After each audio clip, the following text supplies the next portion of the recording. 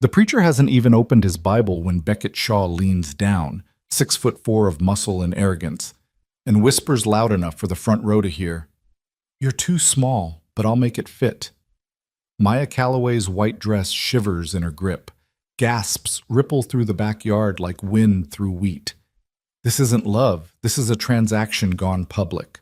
A battle disguised as vows. Stay with me until the end of this story and comment the city you're watching from. I want to see how far Maya's courage travels. The Shaw Ranch sprawled across the valley like a scar, beautiful in the way dangerous things often are. Fences ran for miles, white and pristine against the burnt Texas grass. Cattle grazed in distant fields, their lowing carried on the hot September wind. And in the backyard, beneath a hand-built arbor draped with wildflowers that looked too delicate for the setting, 93 people waited for a wedding that felt more like a public execution. Maya stood at the back of the makeshift aisle, her fingers twisted in the fabric of a dress she'd bought off the rack at Palmer's in town. White, because that's what brides wore. Simple, because she couldn't afford anything else. The lace at the collar scratched her throat. Her mother had cried when she'd tried it on 3 days ago, but they were the wrong kind of tears, the kind that came from knowing your daughter was walking into something neither of you could name. "You look beautiful, mija," her mother had whispered, her hands shaking as she adjusted the veil. Maya had smiled. She'd gotten good at smiling when she meant the opposite. Now, standing in the shadow of the barn with her second cousin Emma gripping her elbow, Maya couldn't feel her feet. The photographer, some woman from Austin who charged too much and smiled too little, circled the guests like a hawk, her camera clicking in rapid succession. Flash, click, flash, click. Each burst of light felt like an accusation. "You don't have to do this," Emma said for the 4th time that hour. Her voice was low, urgent. "Maya, listen to me. You can still walk away." "Walk away to what?" Maya's voice came out flat. "The bank already sent the final notice. Mama's shop closes in 2 weeks if I don't. There are other ways." "Name one."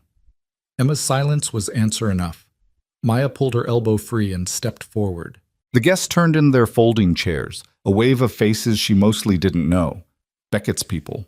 Ranch hands in pressed shirts, their weathered faces scrubbed clean. Business associates from Dallas and Fort Worth. Men in expensive suits who looked at the dusty backyard like they were slumming. A handful of locals from town who'd come for the spectacle, their eyes bright with gossip they'd spread before the cake was even cut. And at the front, beneath the arbor, Beckett Shaw. He didn't turn when the music started, some acoustic guitar version of a song Maya didn't recognize. He stood with his back to the aisle, hands clasped behind him, shoulders so broad they blocked the preacher from view. His hat sat perfectly level on his head, black felt with a rattlesnake skin band. His boots, custom-made she'd heard, were polished to a mirror shine.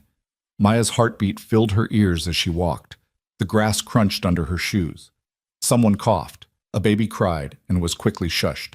With each step, the space between her old life and whatever came next narrowed. She was 26 years old. She had a degree in art history from a state school she'd paid for with scholarships and weekend shifts at a diner. She'd spent 3 years helping her mother run Calloway and Daughter, a vintage clothing shop on Main Street that barely turned a profit but kept her mother's spirit alive after Maya's father died. She'd dated twice, once in college, once last year, and both times she'd been the one to end it because something always felt missing, like she was waiting for a version of life that hadn't arrived yet. Now she was walking toward a man she'd met exactly 6 times. The first time had been in April, at the county clerk's office.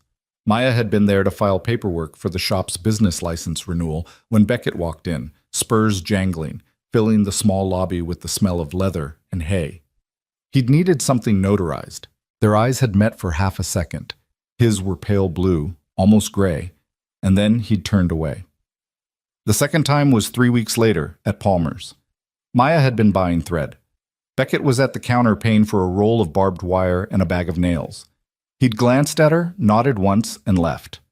She remembered thinking he moved like something caged, all contained power and restless energy. The third time was in June, at the bank. Maya sat in Mr. Hendrick's office, staring at numbers on a paper that might as well have been written in a foreign language. Her mother's medical bills from the cancer treatment 2 years ago. The loan they'd taken to keep the shop open during her recovery. The interest that had compounded like a disease of its own. "I'm sorry, Maya," Mr. Hendricks had said, and he'd actually looked sorry, which somehow made it worse. "Without a cosigner or collateral, there's nothing more I can do. You've got 60 days. She'd walked out of his office and nearly collided with Beckett in the hallway. He'd steadied her with one hand, his palm warm and calloused against her arm, and for the first time, he'd spoken to her. "You all right?" "Fine," she'd lied. He'd studied her for a long moment, those pale eyes reading something in her face she didn't know she was showing. Then he'd released her and stepped back. "If you're ever not fine," he'd said slowly, "people know where to find me." The fourth time was 2 days later, when Maya's desperation outweighed her pride. She'd driven out to the Shaw Ranch in her mother's ancient Civic, the engine rattling over every rut in the dirt road. A ranch hand directed her to the barn, where Beckett was shoeing a horse. He'd looked up when her shadow fell across the doorway, set down his tools, and waited. She'd explained in halting sentences the debt, the deadline, her mother's fragile hope that the shop might survive. She hadn't meant to cry, but the words had unlocked something, and suddenly she was talking about her father's pride in that little storefront, about the way her mother's hands had shaken when she'd signed the loan papers, about how Maya had always thought she'd have more time to make things right. Beckett had listened without interrupting. When she'd finally fallen silent, he'd stood and walked to a workbench, returning with a rag to wipe the grease from his hands. "How much?" he'd asked. "48,000. He'd nodded once, like she'd confirmed something he already knew. "I'll cover it." Relief had flooded through her so fast she'd felt dizzy. "I'll pay you back. I don't know how yet, but I swear." "Different payment," he'd interrupted. His voice was low, careful. "Marry me." The barn had gone very quiet. Somewhere in the rafters, a bird chirped. The horse had stamped its foot. "What?" "My father's will," Beckett had said, still not quite meeting her eyes. "Trust doesn't release until I'm married. I need a wife. You need money. Seemed like we could help each other." Maya had stared at him. "That's insane. That's business." "Marriage isn't business." "Could be. For a year. Then we split clean. You get your shop, I get my trust. Nobody has to pretend it's something it's not." He'd finally looked at her directly. "I'm not asking you to love me. I'm asking you to make a deal." The fifth time was a week later, at a lawyer's office in Fort Worth, where they'd signed papers that laid out terms like they were negotiating a ranch sale. 1 year. Separate bedrooms. No expectations beyond public appearances. At the end, an uncontested divorce and a payment that would not only save the shop, but give her mother security for the next decade. Maya had signed her name in blue ink and tried not to think about what she was trading away. The sixth time was yesterday, at the rehearsal dinner. Beckett's mother, a thin woman with Beckett's eyes and a mouth that looked like it had forgotten how to smile, had seated Maya at the far end of the table and spent 2 hours talking about bloodlines and legacy and the importance of proper heirs. Beckett had sat at the opposite end, drinking whiskey and saying almost nothing. When the dinner finally ended and people filed out into the warm night, he'd walked Maya to her car. "You can still back out," he'd said. She'd laughed, a bitter sound. "And lose everything? Better than losing yourself. How philosophical for a man buying a wife." Something had flickered in his face. Anger, maybe, or shame. "I didn't buy you. I made an offer. You accepted." "Same thing." "Not to me." They'd stood in the gravel parking lot, the cicadas screaming in the trees, and Maya had felt the weight of tomorrow settling over her like a storm front. "See you at the wedding," she'd said, and driven away before he could respond. Now, here she was, 10 steps from the arbor. 8, 6. The guests blurred in her peripheral vision. The sun beat down on her shoulders. The guitar music swelled and then cut off abruptly. Beckett turned, and Maya forgot how to breathe. He was huge, she'd known that, but knowing and seeing were different things. The black suit stretched across his chest like it was barely containing him. His jaw was sharp enough to cut glass, shadowed with stubble he probably shaved twice a day. A scar ran through his left eyebrow, pale against his sun-darkened skin. He looked like every warning her mother had ever given her about men who were too much, too rough, too certain of their place in the world. He looked at her, and his expression was unreadable. Maya reached the arbor. Emma let go of her arm and stepped back. The preacher, Reverend Michaels, who'd baptized Maya when she was 6 months old, and who was now getting paid triple his usual rate to keep his questions to himself, cleared his throat. "Dearly beloved." Beckett leaned down. His breath was warm against her ear. And in a voice loud enough for the first 3 rows to hear, he said, "You're too small, but I'll make it fit." The words hit like a slap. Gasps rippled through the crowd. Someone, one of the ranch hands, let out a low whistle that was quickly stifled. Maya's vision tunneled. The white dress, the flowers, the faces all dissolved into noise, and the only thing that remained solid was Beckett's presence beside her, overwhelming and inescapable. The preacher coughed. Perhaps we should—" Maya's hands were shaking. Her whole body was shaking. The trembling started in her fingers and spread up her arms, into her chest, until she thought she might fly apart right there under the arbor. This was a mistake. This was all a horrible mistake. She'd sold herself for $48,000 and a promise that was already being broken, because whatever this was, this public humiliation, this crude announcement, it wasn't what they'd agreed to. Beckett straightened, and for the first time since she'd met him, she saw something like uncertainty cross his face. "Maya," he started, but she couldn't hear him over the rushing in her ears. She was too small. Those were the words he'd chosen, here, now, in front of everyone. Not, "I'm glad you came." Not, "You look beautiful." Not even a simple hello. Just a declaration that she was insufficient, that he would have to force something to work that was never going to fit naturally. Behind her, Emma made a small sound of outrage. To her left, Beckett's mother's mouth had pressed into a thin line of disapproval, though whether she disapproved of Maya or her son, it was impossible to tell.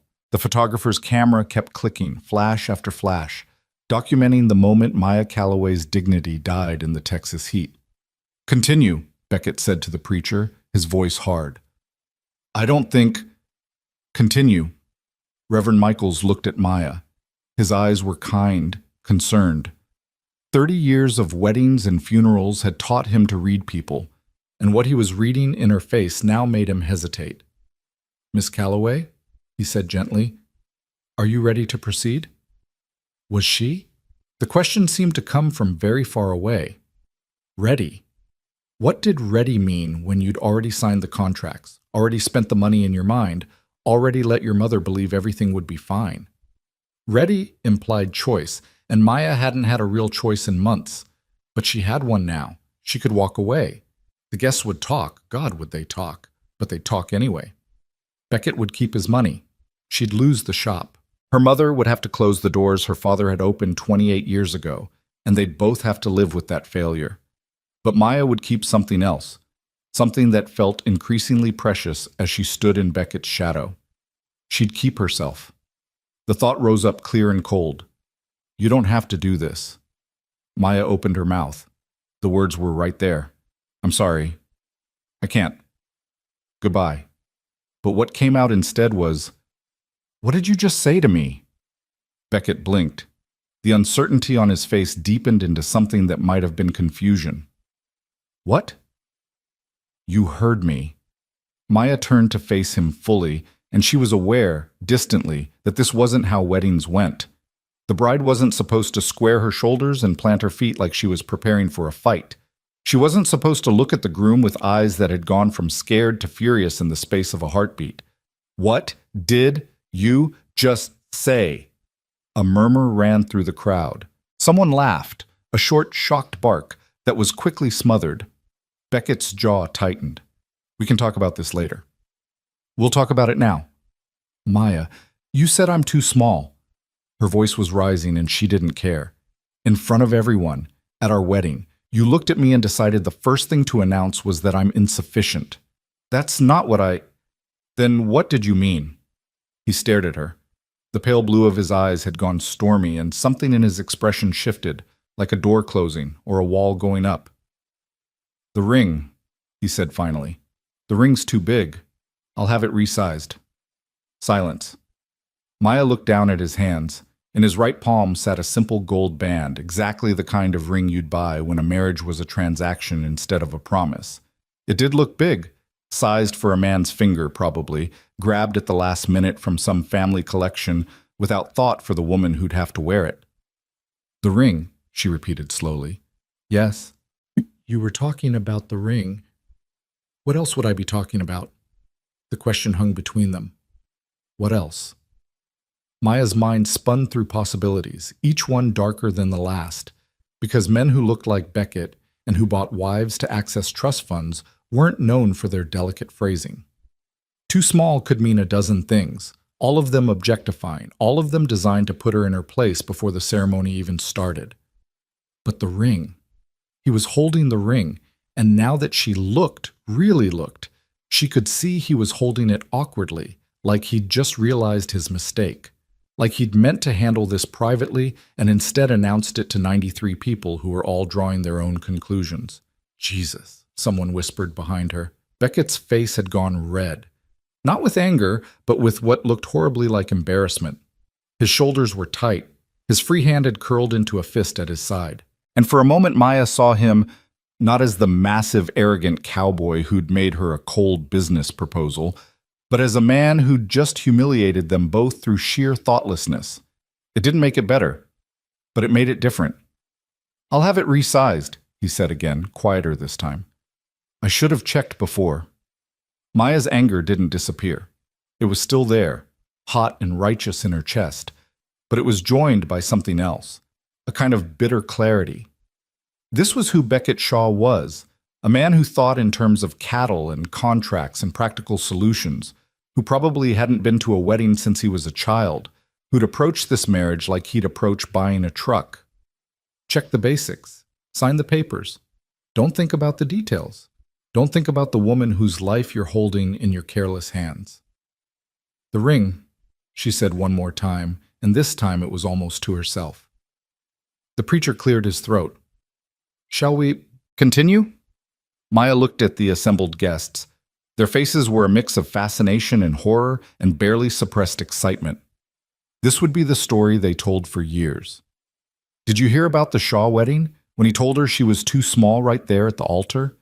They'd shape it into something crude, something that confirmed every assumption they'd made about Beckett's character and Maya's desperation, unless she took control of the narrative right now. Before we continue, Maya said, loud enough for everyone to hear, I want to make something clear. Beckett's eyes snapped to her face. Maya, you don't have to. Yes, I do. She turned back to the crowd. Some of you know me. Most of you know my family. You know my mother's shop, where your wives and daughters buy the vintage dresses they wear to church, where your sisters bring their homecoming gowns to be altered. You know my father, who built that business from nothing, and who died believing it would outlast him. The baby that had cried earlier was silent now. Even the wind seemed to have paused. You also know, Maya continued, her voice steady, that sometimes life doesn't care what we build or what we believe. Sometimes it just sends you the bills and gives you 60 days to figure out how to survive. Emma made a soft sound of protest, but Maya didn't stop. So I made a choice. I'm standing here because I chose to save something that matters to me, and the price was agreeing to marry a man I don't love. There. I said it. We're not in love, this isn't a romance, it's a business arrangement, and we both signed the papers with our eyes open. Gasps, real ones this time. Beckett's mother stood abruptly, her chair scraping against the grass, but Maya kept going.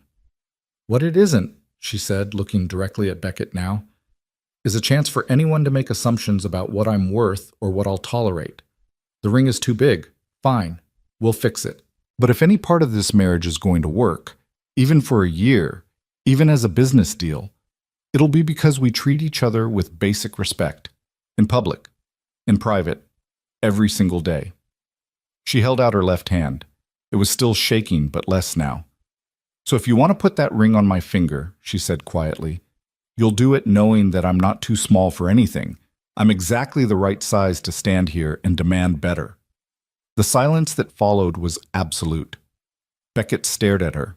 The ring sat in his palm, a small gold circle that had somehow become the epicenter of something much larger. Maya could see his mind working behind his eyes, calculating, reassessing, trying to figure out what this woman he'd made a deal with was actually capable of. Then slowly, he smiled. It wasn't a big smile. It barely qualified as a smile at all. But it softened the hard line of his mouth and made him look, for just a moment, like someone who might be capable of surprise. "Fair enough," he said. He took her hand, carefully, like she might bolt, and slid the ring onto her finger. It was too big. It spun loosely around her knuckle, ridiculous and perfect all at once. Maya looked down at it and felt something loosen in her chest that she hadn't known was locked. "We'll get it sized tomorrow," Beckett said, still holding her hand. "Tomorrow," she agreed. The preacher, who'd been watching this exchange with the wide-eyed expression of someone witnessing a miracle or a disaster, rallied himself. "Right, yes. Well then, dearly beloved, we are gathered here today." The ceremony proceeded. The words washed over Maya in a blur of traditional phrases and legal binding. She heard herself say, "I do," at the appropriate moment. She heard Beckett say it too, his voice a low rumble that she felt more than heard. Rings were exchanged. Beckett's fit perfectly, of course, because someone had thought to size it properly. Papers were signed. The preacher pronounced them husband and wife, and before Maya could process what that meant, Beckett was leaning down again. "Can I kiss you?" he asked, quiet enough that only she could hear. It was the first time he'd asked permission for anything. Maya nodded. The kiss was brief, almost formal. His lips were warm and dry against hers. He smelled like leather and cedar and something sharp she couldn't name. Then he was pulling back, and the guests were applauding, awkwardly at first, then with more enthusiasm, as people remembered they were supposed to be celebrating. "Ladies and gentlemen," the preacher said, relief obvious in his voice, "I present to you Mr. and Mrs. Beckett Shaw." Mrs. Shaw. The name settled over Maya like a coat that didn't quite fit. She'd keep Calloway professionally, she'd decided. That had been in the contract, but legally, officially, she was Maya Shaw now. A different person than the woman who'd walked down the aisle 10 minutes ago. Or maybe not different. Maybe just louder. Beckett offered his arm. Maya took it, and they walked back down the aisle together through a gauntlet of faces. Some people looked delighted. Some looked scandalized. Emma looked proud and worried in equal measure. Beckett's mother looked like she was mentally rewriting her will. And somewhere in the back, standing apart from the other guests, an older man in a suit that cost more than Maya's car watched with shrewd, calculating eyes. She didn't recognize him, but something about his attention made her skin prickle. "Who's that?" she murmured to Beckett. He glanced over, and his grip on her arm tightened fractionally. "My father's business partner. Don't worry about him." "Should I worry about him?" "Later," Beckett said, which wasn't an answer. They reached the end of the aisle, and suddenly people were pressing in. Congratulations and handshakes and hugs from strangers who smelled like expensive perfume and whiskey. The photographer materialized at Maya's elbow, already snapping pictures, her expression suggesting she'd gotten far more interesting material than she'd expected. "Let's get some couple shots," she said, gesturing toward a copse of oak trees at the edge of the yard. "The light's perfect." Maya let herself be led away from the crowd, Beckett following a step behind. Under the oaks, the photographer posed them like dolls. "Stand here, turn this way, put your hand on his chest, look at each other. Now don't look at each other. Now smile like you mean it." "You're very good at this," Beckett said after the 20th pose. "At what?" "Smiling when you don't mean it." Maya's smile froze. "Practice." "Yeah." He was quiet for a moment while the photographer checked her settings. Then, "I'm sorry. About earlier, the ring thing, I didn't think about how it would sound." "No," Maya agreed. "You didn't. I'm not good at this. Weddings, people, any of it." He looked uncomfortable, like the admission cost him something. "I'm better with horses." "Horses don't talk back." "Exactly." Despite everything, Maya almost laughed. "I'm not a horse, Beckett." "I know." "Do you?" He met her eyes then, and there was something raw in his face, something that looked almost like regret. "I'm starting to." The photographer interrupted before Maya could respond, calling for one more shot with different lighting. They posed again. The camera clicked. The moment passed. By the time they returned to the party, tables had been set up under a long tent, and people were finding their seats for dinner. Beckett and Maya were escorted to a table at the front, elevated slightly on a platform so everyone could watch them eat. It felt like being in a zoo. Dinner was barbecue, brisket and ribs and sausage that fell apart at the touch of a fork. Maya pushed food around her plate, too aware of the eyes on her to actually taste anything. Beckett ate steadily, mechanically, like fueling a machine. Around them, conversation rose and fell in waves. Toasts were made. Beckett's best man, a rancher named Tom who looked like he'd rather be anywhere else, gave a short speech about friendship and loyalty that never once mentioned love. Emma gave one about bravery that made Maya want to cry. Then Beckett's mother stood. The tent went quiet. Even the servers stopped moving. Annette Shaw was not a woman who commanded attention through volume or enthusiasm. She commanded it through sheer force of expectation. When she spoke, people listened, because not listening meant being erased from her mental map of who mattered. "My son," she began, her voice cool and measured, "has always been a man of decisive action. He knows what he wants, and he takes it. It's a quality I've tried to instill in him since he was a boy." She paused, letting that sink in. Maya felt Beckett go very still beside her. "And now he's taken a wife. I confess I had different expectations for who that wife might be." Annette's eyes flickered to Maya, assessing and dismissive in equal measure. "But Beckett has made his choice, and I respect that. What I don't respect, what I will not tolerate, is anything less than absolute commitment to this family's legacy." Another pause. The guest shifted uncomfortably. "Marriage is not a game," Annette continued. "It's not a temporary arrangement to be dissolved when it becomes inconvenient. It's a sacred bond that requires sacrifice, duty, and the sublimation of individual desires for the greater good of the family unit." Maya's cheeks burned. Beside her, Beckett's jaw was clenched so tight she could see the muscle jumping. "So I raise my glass," Annette said, lifting her wine, "to my son and his new bride. May they find in each other the strength to honor their vows, the wisdom to build something lasting, and the grace to remember that some responsibilities are more important than personal happiness." She drank. The tent erupted in uncertain applause. Maya sat frozen, the speech's implications rolling over her like a wave. Annette knew.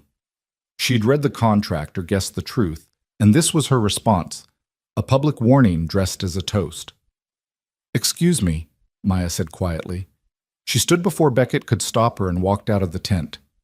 The evening air hit her like a blessing, cool and clean after the close heat of too many bodies pressed together. She kept walking until she reached the barn.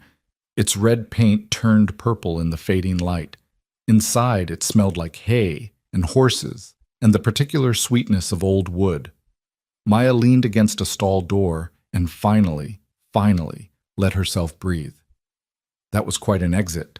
She spun.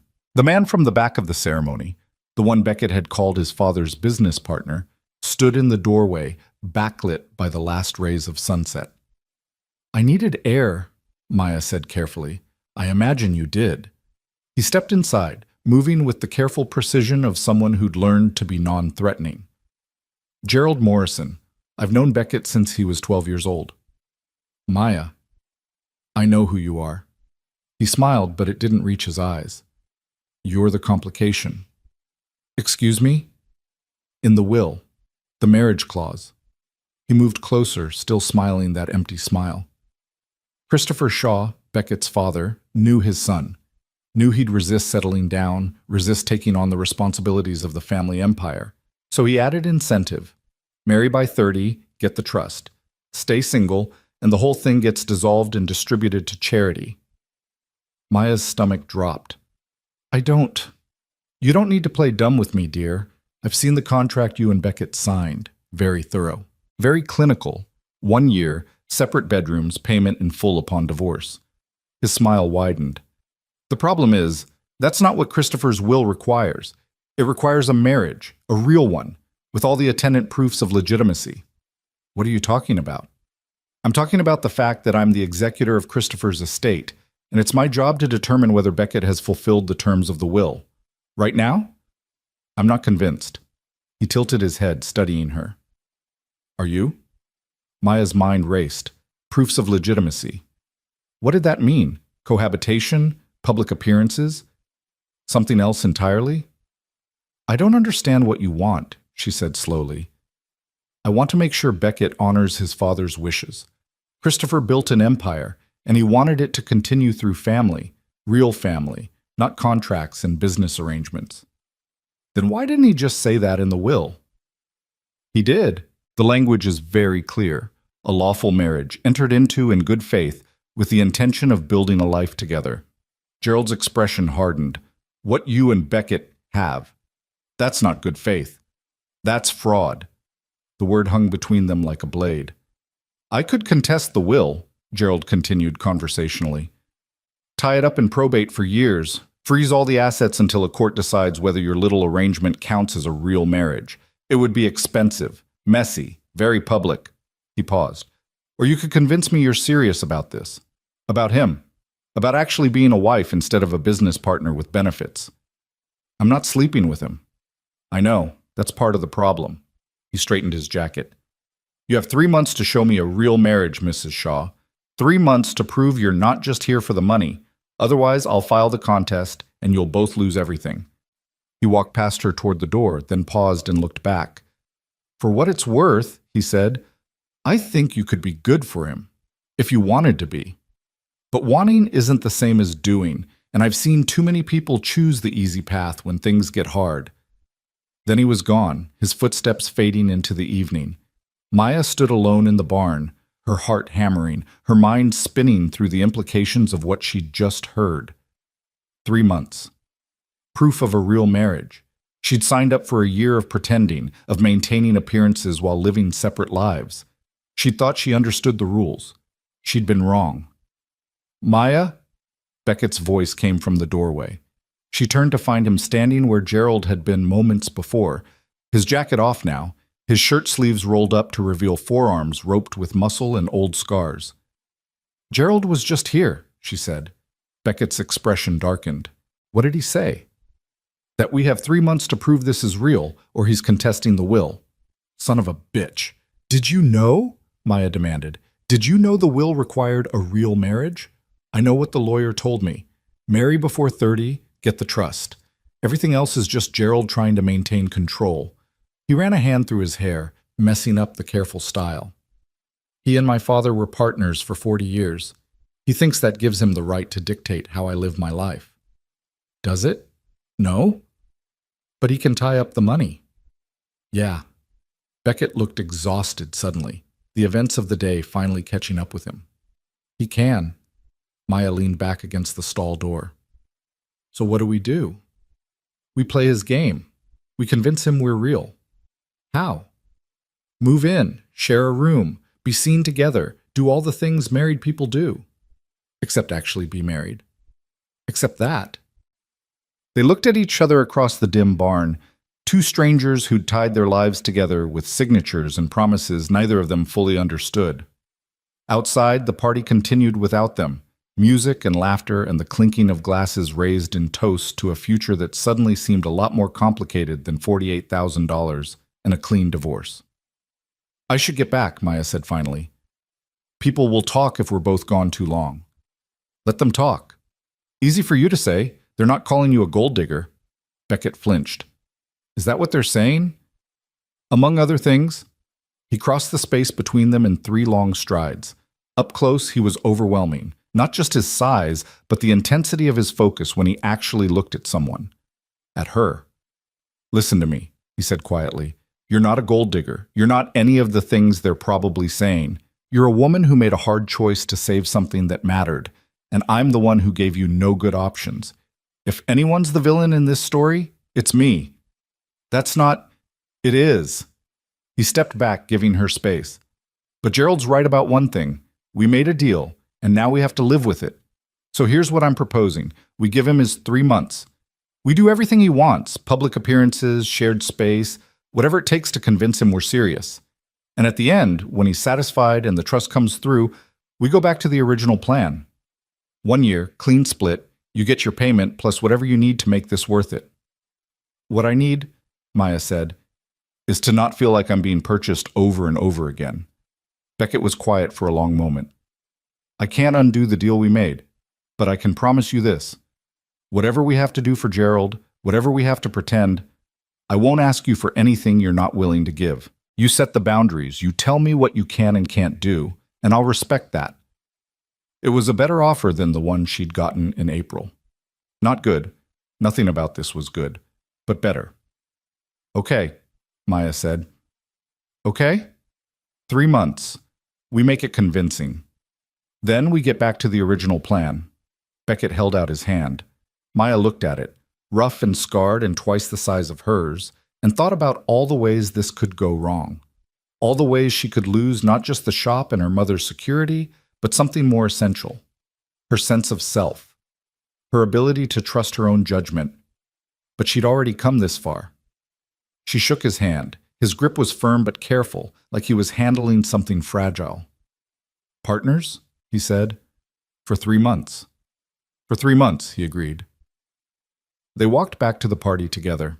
The band had started playing, and couples were dancing under strings of lights that turned the whole scene into something from a photograph, beautiful and false in equal measure.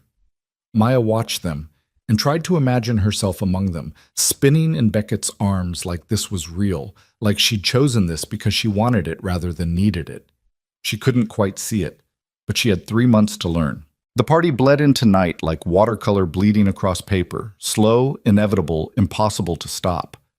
Maya danced because she was expected to dance, smiled because people were watching, and held Beckett's hand because Gerald Morrison stood at the edge of the tent with eyes that missed nothing. The band played country covers of pop songs, and Maya's feet hurt in shoes she'd borrowed from Emma, and somewhere between the third and fourth toast, someone knocked over a champagne tower that shattered across the wooden dance floor like broken promises. You're doing great, Beckett murmured during a slow song, his hand warm at the small of her back. I'm dying inside, Maya replied, still smiling. Me too. At least they had that in common. The evening dragged on. Cake was cut, 3 tiers of vanilla and raspberry that someone's aunt had made, decorated with sugar flowers that were too delicate for the rough hands that served them. Maya fed a piece to Beckett because the photographer demanded it, and he was careful not to smash it into her face the way she'd seen grooms do at other weddings. Small mercies. He tasted like whiskey and something darker she couldn't name. Where are you two headed for the honeymoon? Someone asked, one of Beckett's rancher friends, a barrel-chested man named Dale who'd already had too much to drink. Beckett's hand tightened on Maya's. Haven't decided yet. Better decide quick, son. Woman like that won't wait around forever. Dale winked at Maya in a way that made her skin crawl. You picked a pretty one, Beck. Real pretty. Thanks, Beckett said flatly. Course, pretty don't mean much if she can't handle ranch life. Your mama was telling me she's a city girl. That right, honey? Maya's smile felt like it might crack her face in half. I'm from 50 miles down the road, Dale. Hardly counts as city. Still, shop work ain't the same as real work. Dale? Beckett's voice carried a warning, but Dale was drunk and oblivious. I'm just saying, marriage is hard enough without... We're fine, Maya interrupted, but thank you for your concern. She walked away before he could respond, heading for the relative safety of the dessert table where Emma stood guard over the remaining cake slices like a particularly fierce sentinel. I'm going to murder someone before this night ends, Maya said quietly. Emma handed her a plate. Start with Dale. Nobody would miss him. Tempting. They stood in silence for a moment, watching the party swirl around them. The band had shifted into something faster, and people were line dancing now, boots stomping in unison, hands clapping, voices raised in whoops that echoed across the valley. It looked fun. It looked like the kind of wedding Maya used to dream about when she was young and stupid enough to believe in fairy tales. You don't have to stay, Emma said. We could sneak out, drive to Dallas, get drunk in a hotel bar and forget this whole thing happened. I'm already married, Em. Little late for running. It's never too late. Maya looked at her cousin, the only person in her family who'd understood why she'd made this choice, even if she disagreed with it. Emma had offered her savings, all $3,000 of it. Maya had refused. This wasn't Emma's problem to solve. 3 months, Maya said. I just have to make it look real for 3 months. And then what?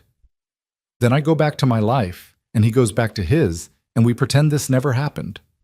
Emma's expression suggested she didn't believe that for a second, but she was kind enough not to say so.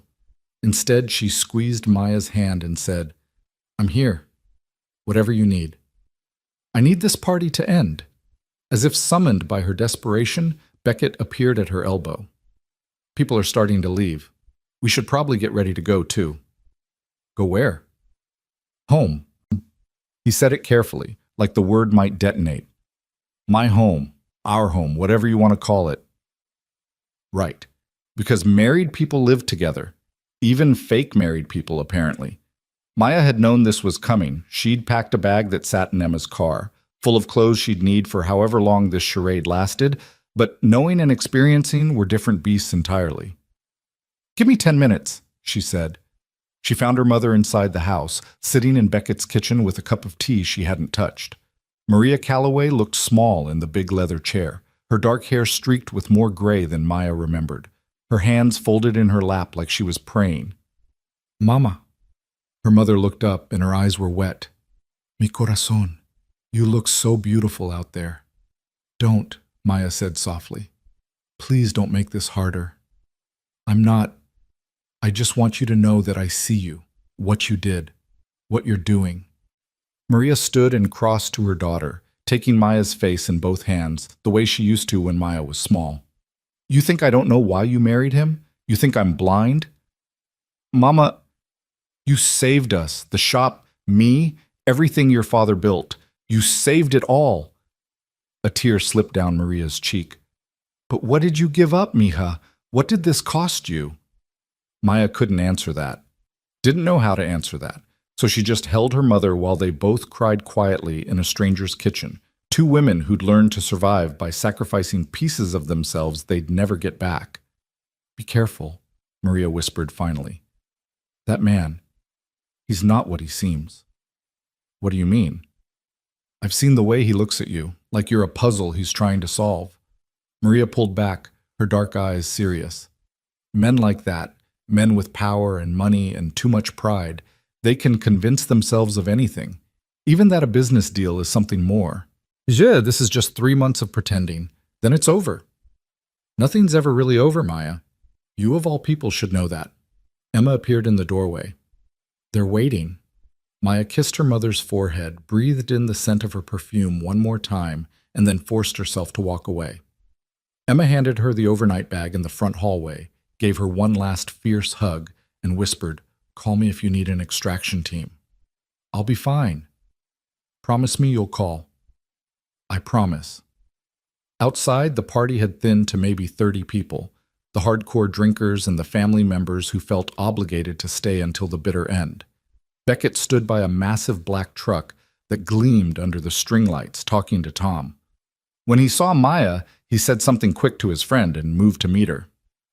"Ready?" "No." "Yes."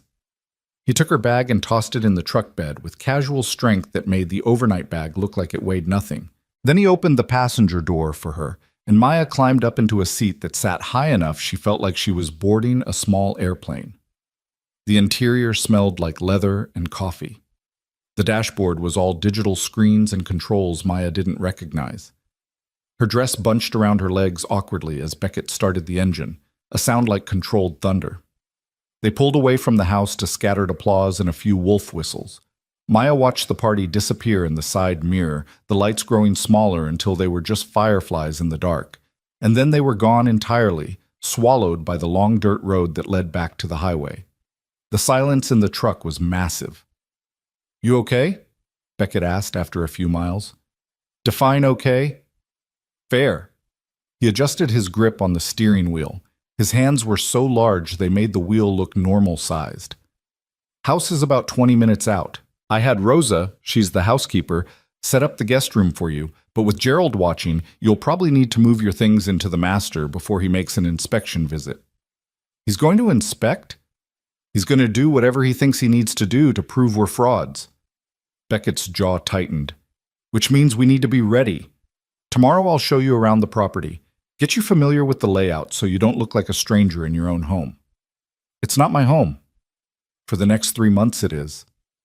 Maya leaned her head against the cool window glass and watched the darkness stream past. Occasionally, she'd see lights in the distance. Other ranch houses, small towns, the endless sprawl of Texas stretching away in all directions. She tried to imagine living here, in this emptiness, away from her mother and Emma and the shop that had been her whole world for so long. She couldn't quite picture it. "Tell me about Gerald," she said finally. "Why does he hate you?" Beckett was quiet for so long Maya thought he wasn't going to answer. Then, "He doesn't hate me. He loved my father. And when my father died, Gerald appointed himself guardian of Christopher Shaw's legacy, which meant keeping me in line. You're 30 years old. Doesn't matter. In Gerald's mind, I'm still the angry kid who fought with his father at every board meeting, who didn't want any part of the family business, who would have sold the whole empire if he could have." Beckett's voice was bitter. "He's not entirely wrong. You wanted to sell. I wanted to be left alone. The ranch, the oil investments, the real estate portfolio, none of it was mine. It was my father's, and he built it by being ruthless and calculating and willing to destroy anyone who got in his way." He glanced at her. "I didn't want to become that. So what do you want?" The question seemed to surprise him. "I want to breed horses, good ones. Quarter horses that can work cattle and run barrels and not break down after 5 years. I want to wake up in the morning and train something I actually care about instead of sitting in boardrooms arguing about oil futures and property acquisitions." There was something raw in his voice, something Maya recognized because she'd heard it in her own voice when she talked about the shop. The sound of wanting something so badly it hurt, and knowing it was always just slightly out of reach. "Why can't you do that?" she asked. "Because my father's will stipulates I have to maintain active involvement in Shaw Industries for 5 years after I inherit. If I don't, everything goes to charity and Gerald gets to dismantle 40 years of work." He laughed, but it was a hollow sound. "So I'm trapped, married to you, chained to a company I hate, and under the microscope of a man who thinks he knows what's best for everyone. Sounds familiar?" "Yeah." He looked at her again, and in the dashboard lights, his eyes were very blue. "I guess we're both trapped, aren't we?" They drove in silence after that. The highway gave way to smaller roads, then to a long private drive marked by a wooden gate with a wrought iron arch overhead that read Shaw Ranch in letters 2 feet tall. Beckett punched a code into a keypad, and the gate swung open automatically. The house appeared gradually as they rounded a curve, first just lights in the distance, then a sprawling single-story structure that seemed to go on forever, all stone and wood and massive windows that glowed gold against the night. It was beautiful in an intimidating way, the kind of house that appeared in magazine spreads about Texas luxury living. "Jesus," Maya breathed. "Too much? Way too much. Yeah, well, my father believed in making statements." Beckett pulled into a circular driveway and killed the engine. "Welcome home, I guess." The words felt like a curse. Inside, the house was even more overwhelming than the exterior suggested. Vaulted ceilings soared overhead, supported by massive wooden beams that looked like they'd been hewn from ancient trees. The furniture was all leather and dark wood, heavy and masculine. Artwork covered the walls, Western scenes and oil paintings of cattle and horses. Nothing soft or warm or personal. "Rosa left some food in the kitchen if you're hungry," Beckett said, setting Maya's bag by the door. "Guest room is down that hall. Master is the other direction. Bathrooms are, well, there are 5 of them. You'll find one." He looked exhausted suddenly, the careful control he'd maintained all day finally cracking. Maya felt it too. The bone-deep weariness of performing for hours, of smiling and lying and pretending everything was fine when nothing was fine. "I'm going to change," she said. "Right. Yeah, I'll just—" He gestured vaguely toward the master bedroom. "I'll be in there if you need anything." They stood in the massive foyer, 2 strangers in wedding clothes, and the absurdity of the situation hit Maya like a wave. She'd married this man. She'd signed papers and made vows and let him put a too big ring on her finger, and now she was standing in his house, their house, and neither of them had any idea what happened next. "Beckett?" He paused halfway down the hall, turned. "Thank you," Maya said. "For earlier. For respecting what I said at the ceremony." Something complicated crossed his face. "You shouldn't have to thank me for basic decency." Maybe not, but I will anyway. He nodded once, sharp and uncomfortable, then disappeared into the darkness of the hallway. Maya found the guest room exactly where he'd said it would be. It was nice. Nicer than any hotel room she'd ever stayed in, with a king bed and an ensuite bathroom and windows that overlooked what she assumed were the horse pastures, though in the dark they were just shapes and shadows. Her bag sat on the bed where Beckett must have placed it while she was exploring. She changed out of the wedding dress carefully, hanging it in the closet because it seemed wrong to just crumple it on the floor, no matter how much she wanted to. Underneath, she wore the sensible cotton underwear she'd chosen because it felt like armor, and she pulled on sweatpants and a t-shirt and felt like herself again. Almost. The ring caught on the fabric as she pulled her shirt down.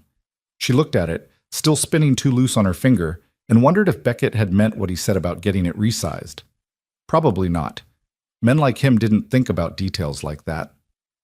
Her phone buzzed. Emma, you alive? Maya typed back. Barely. Want me to come get you? No, I'm fine, really. Liar.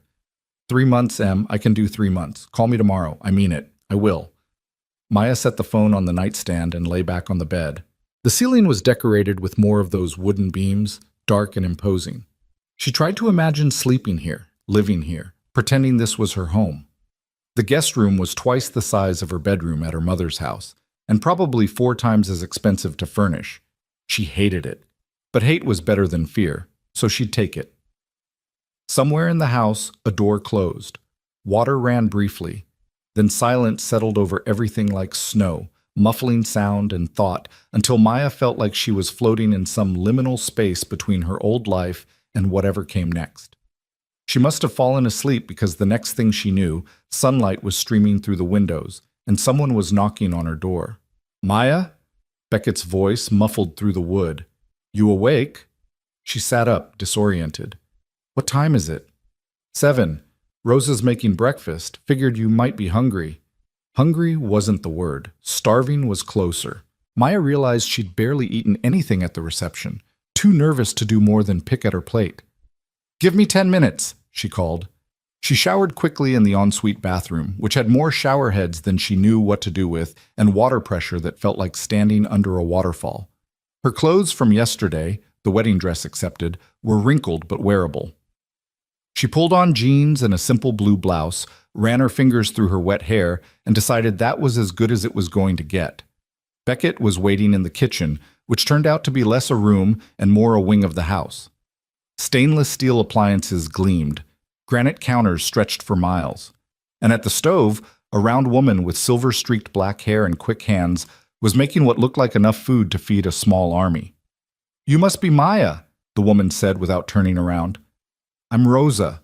Been working for the Shaws since Beckett was in diapers, which means I've earned the right to speak my mind, so don't be surprised when I do. Okay. Good. Sit down. You look half-starved. Maya glanced at Beckett, who shrugged and pulled out a chair at the long wooden table. She sat.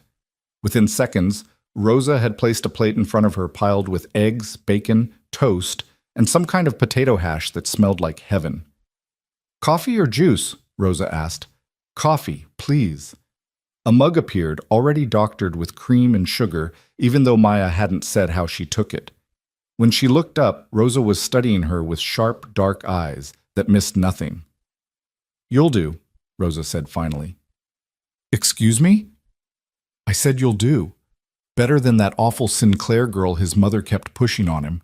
That one had teeth like a shark and a personality to match. Rosa returned to the stove. This one's got spine. I can tell. Beckett cleared his throat. Rosa. Oh, hush. I'm allowed to have opinions. She flipped something in a pan with expert precision. Besides, someone needs to tell this girl the truth about what she's walked into, and it's not going to be you, so it might as well be me. Maya set down her fork. What truth? Rosa turned off the burner and came to sit at the table with them, moving with the authority of someone who'd long ago stopped caring about employer-employee boundaries. Gerald Morrison came by yesterday morning, she said without preamble, before the wedding. He had a long talk with Annette about the terms of Christopher's will and what exactly constitutes a valid marriage under Texas law. Beckett's expression darkened. What did he say? He said he's going to be watching, real close, looking for any signs this isn't legitimate. He mentioned inspections, interviews, maybe even private investigators if he thinks it's necessary. Rosa looked at Maya. He's going to make your life very difficult, honey. Both of you. And Annette's going to help him do it, because she's never forgiven Beckett for refusing to marry the woman she picked out. Great, Maya said flatly. That's just great. But here's the thing. Rosa leaned forward, her voice dropping. Gerald's not as smart as he thinks he is.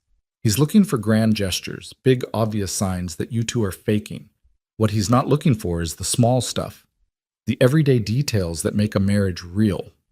What kind of details? Beckett asked. How you take your coffee, what side of the bed you sleep on, whether you know each other's schedules, each other's habits, the kind of things you can't fake without actually spending time together. She looked between them.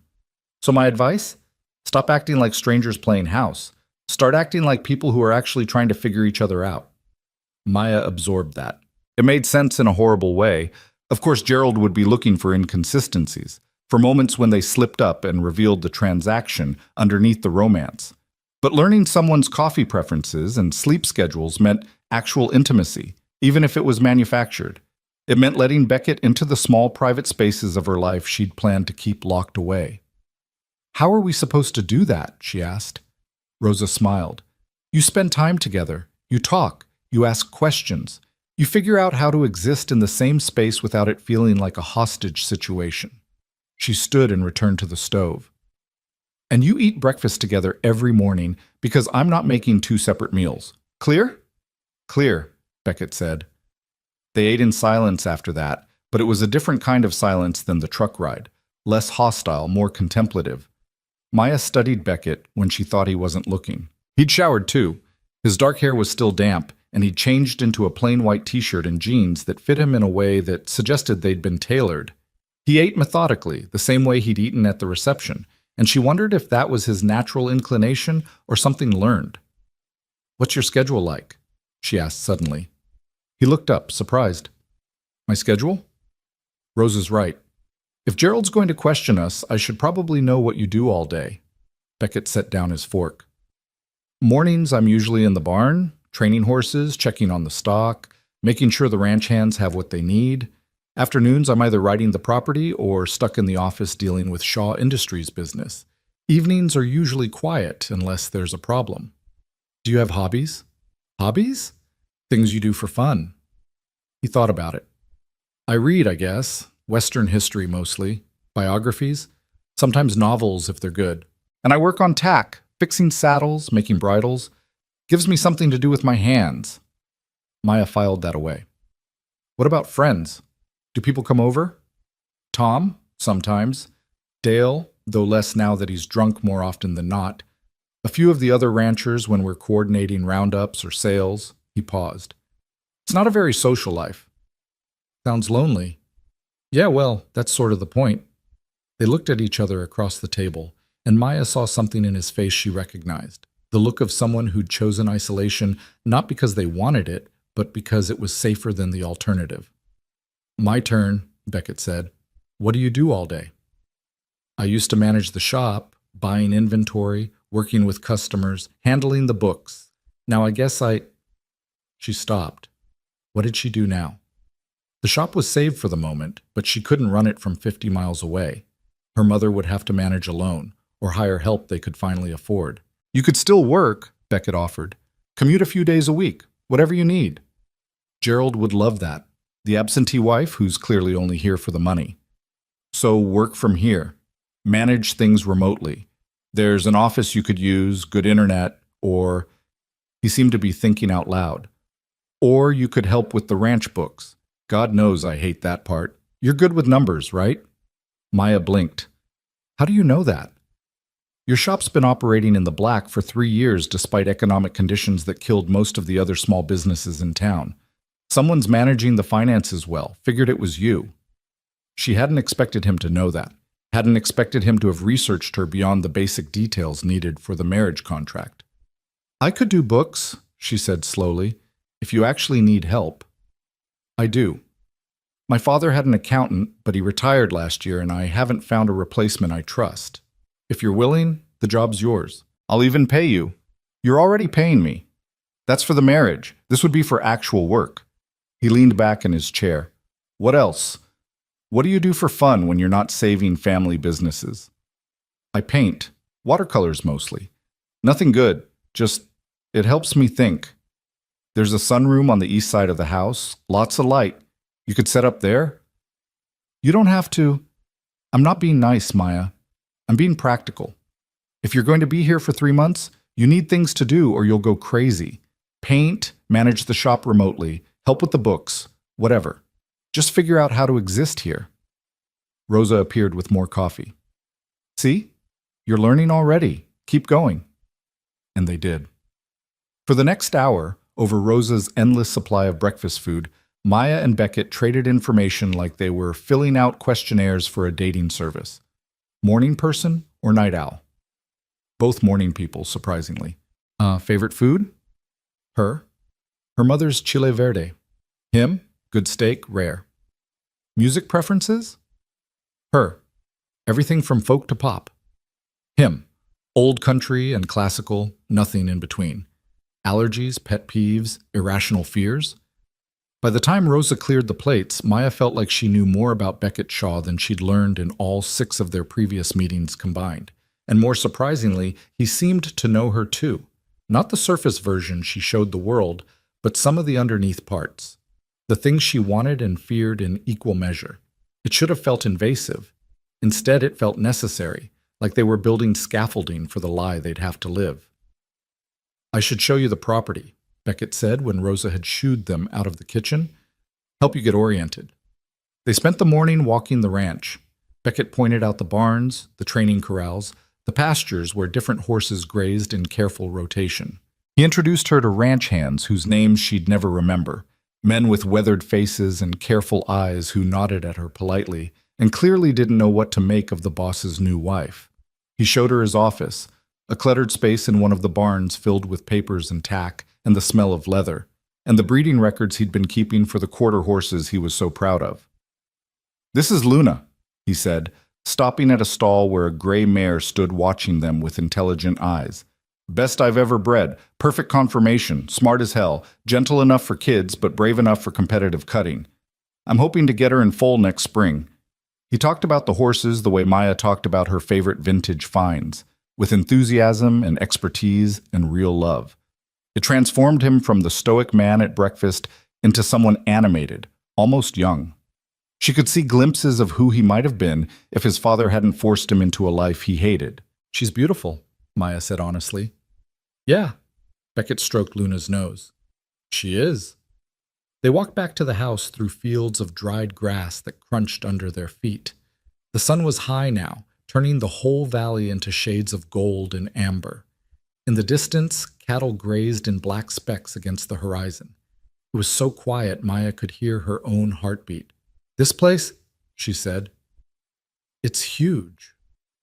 15,000 acres. Most of it's leased grazing land, but the core ranch is about 3,000. He squinted at the horizon.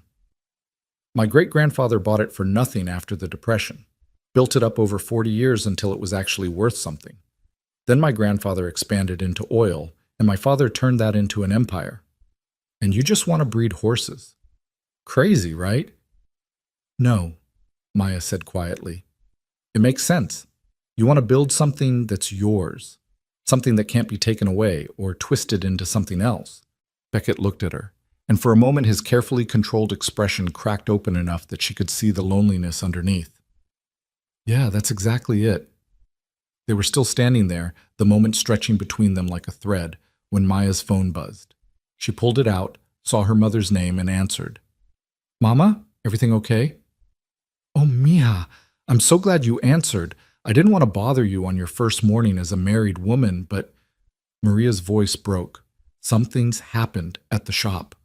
Maya's stomach dropped. What happened? A pipe burst overnight. The back room is flooded. All the inventory we had stored there, it's ruined. And the repair costs, the insurance deductible, I don't know how we're going to. I'll be there in an hour, Maya interrupted. Don't do anything until I get there. She hung up and looked at Beckett. I have to go. There's an emergency at the shop. I'll drive you.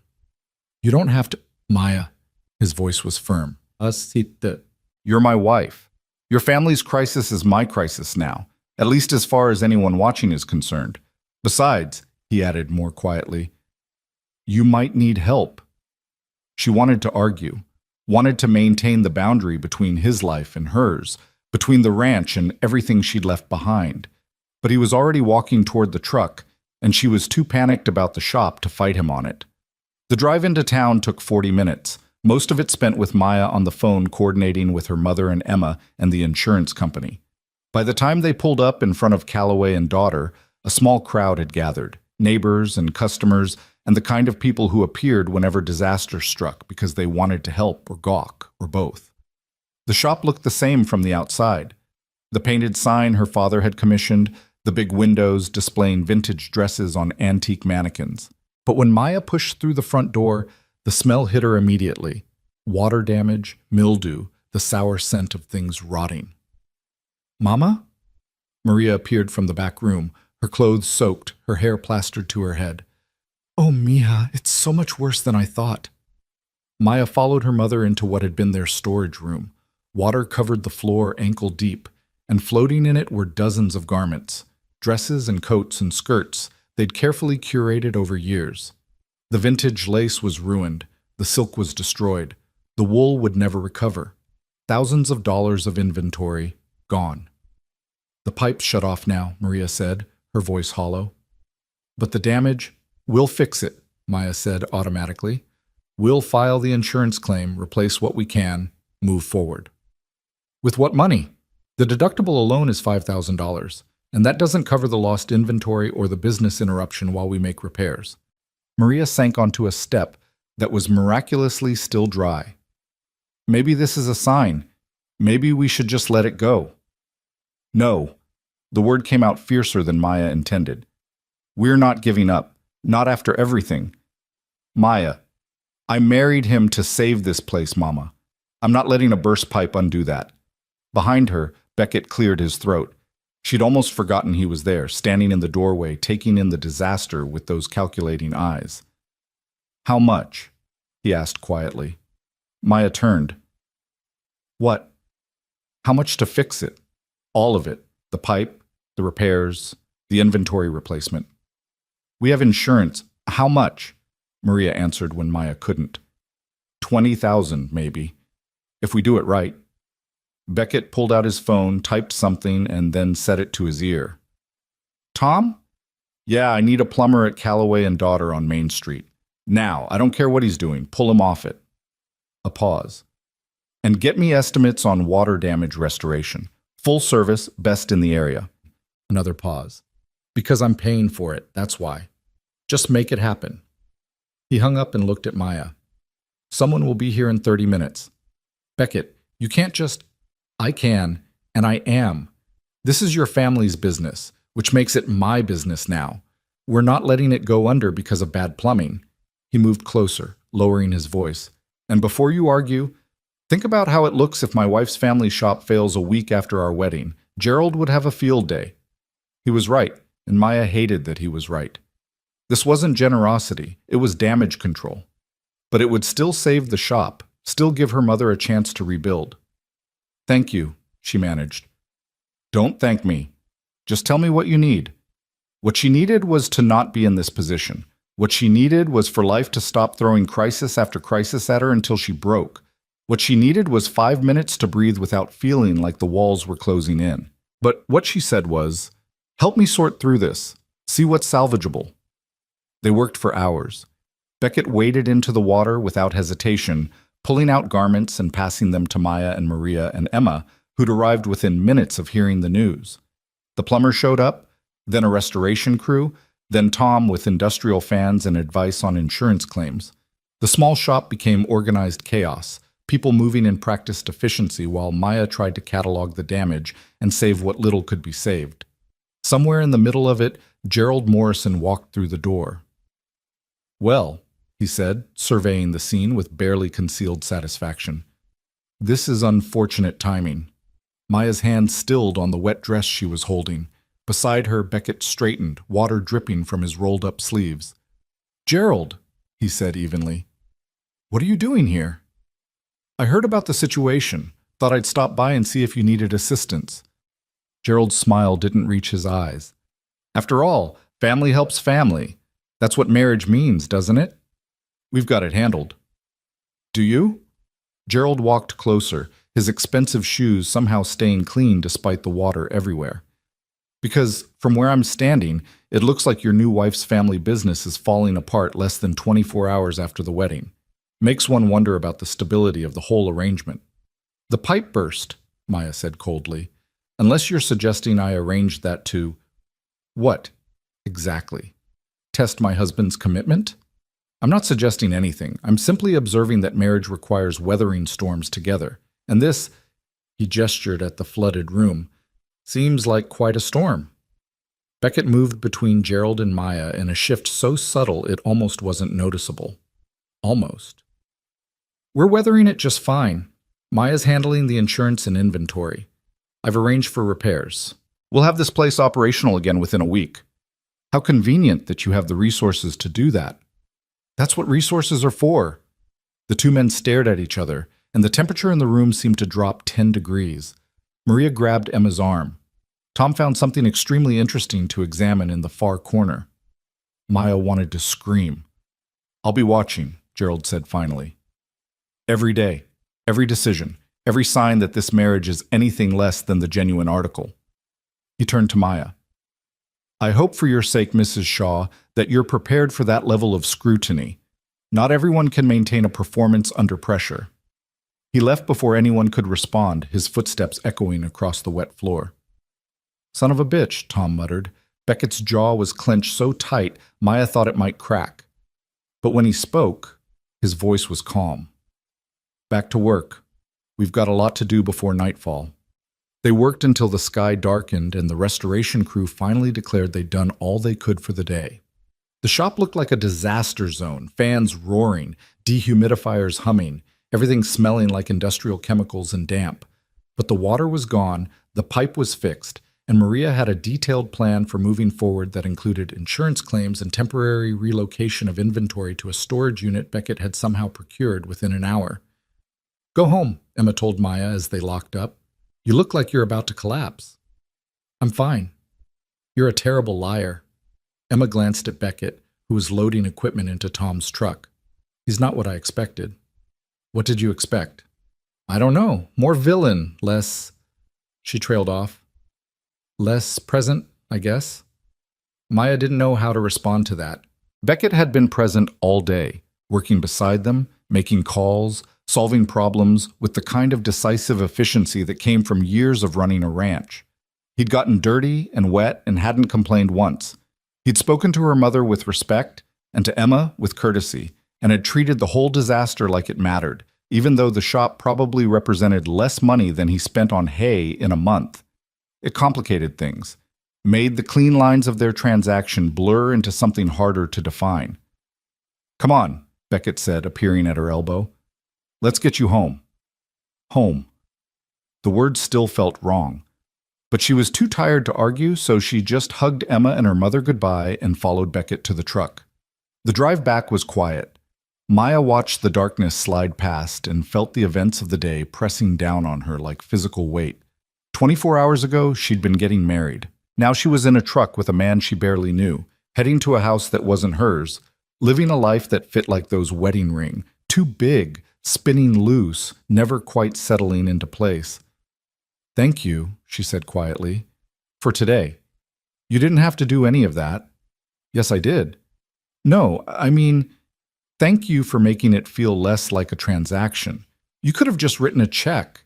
Instead, you helped." Beckett's hands tightened on the wheel.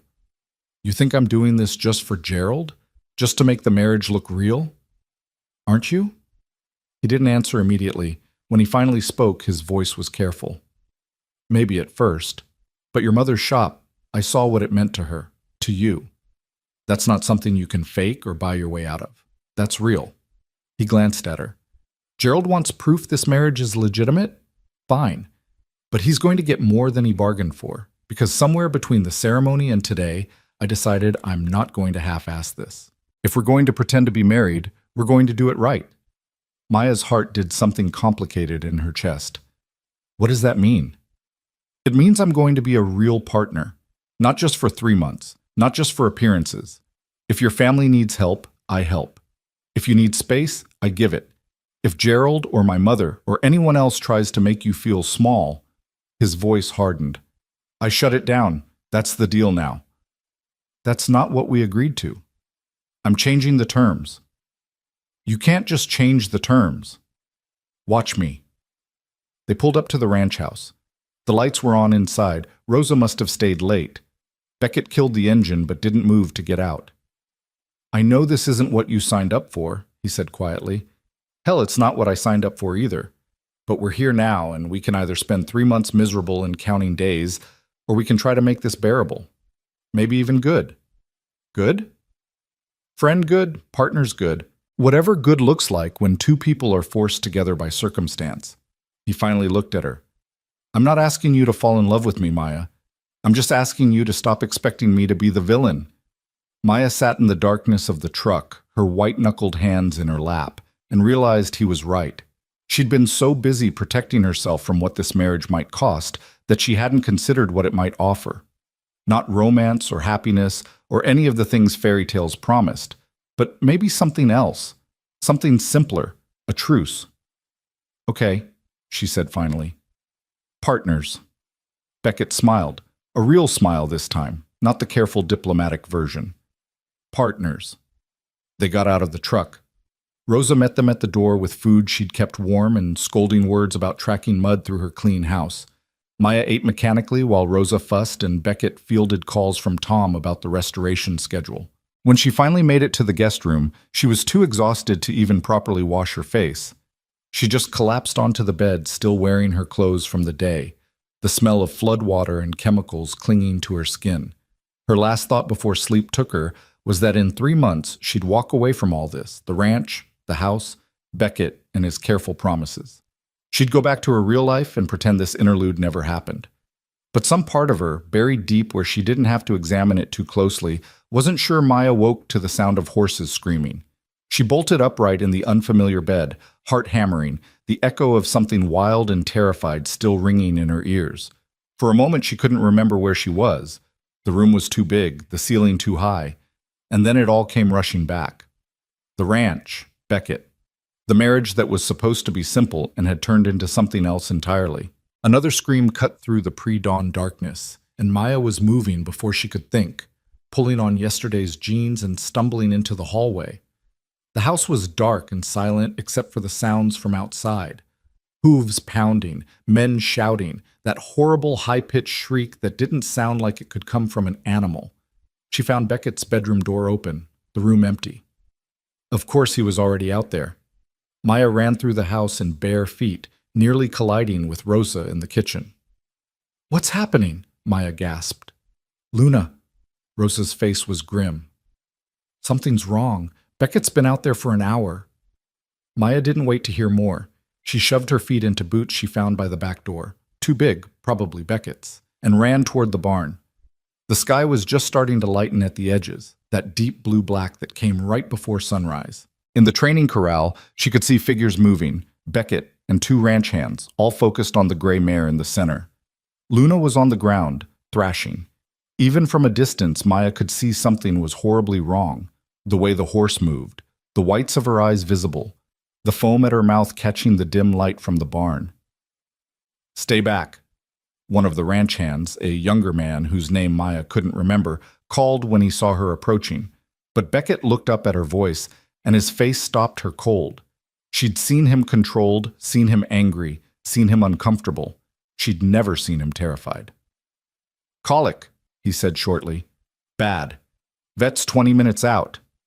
Maya knew enough about horses to know that colic was serious, that it could kill, that 20 minutes might be too long. She climbed onto the fence and watched helplessly as Luna struggled, as Beckett knelt in the dirt beside her speaking words too quiet to hear, as the ranch hands moved with practiced efficiency, doing things Maya didn't understand, checking vital signs, trying to get the horse on her feet, radioing for updates from the vet. Come on, girl, said Beckett was murmuring. "Come on, stay with me. Just stay with me." His hands were gentle on Luna's neck, stroking in long, rhythmic motions that were probably meant to soothe the horse, but looked like they were keeping Beckett himself from flying apart. Maya saw it then, the crack in his armor she'd glimpsed yesterday. This wasn't about money or business or maintaining appearances. This was about something he actually loved, being in pain, and him being powerless to stop it. Luna screamed again, a sound that would haunt Maya's dreams. Her legs kicked out, catching one of the ranch hands in the shin hard enough to send him stumbling backward with a curse. "We need to get her up," the older ranch hand said, "if she stays down much longer." "I know," Beckett snapped. Then, softer, "I know, Pete, but she won't stand. Something's blocking. Maybe a torsion, maybe impaction. I don't know. Vet needs to get here." "Vet's coming." They worked in tense silence, broken only by Luna's labored breathing and the occasional instruction between the men. Maya felt useless perched on the fence, but she couldn't look away, couldn't leave. Something about the scene felt like bearing witness was the only thing she could offer. The sky lightened incrementally. Birds started calling, and still they waited. When headlights finally appeared on the long driveway, Beckett stood so fast he nearly lost his balance. The vet, a tall woman in her 50s with capable hands and no-nonsense eyes, was out of her truck before it fully stopped, already pulling on gloves and asking questions in rapid-fire succession that Beckett answered without hesitation. "How long has she been down? Any fever? Did you see her eat anything unusual? Is her gut active? When did you first notice symptoms?" Gums and temperature, and finally straightened with an expression that made Maya's stomach drop. "It's bad," the vet said quietly. "Likely a large colon displacement, maybe worse. She needs surgery. Now." "How fast can we get her to the hospital?" "Trailer's going to stress her more. I'd rather operate here if you've got the space." "Whatever you need. Pete, clear the surgery barn, get the lights set up." Beckett's voice was clipped, professional, but Maya could hear the fear underneath. "How long?" 2 hours for prep, 3 for surgery if it's straightforward, 6 if there are complications."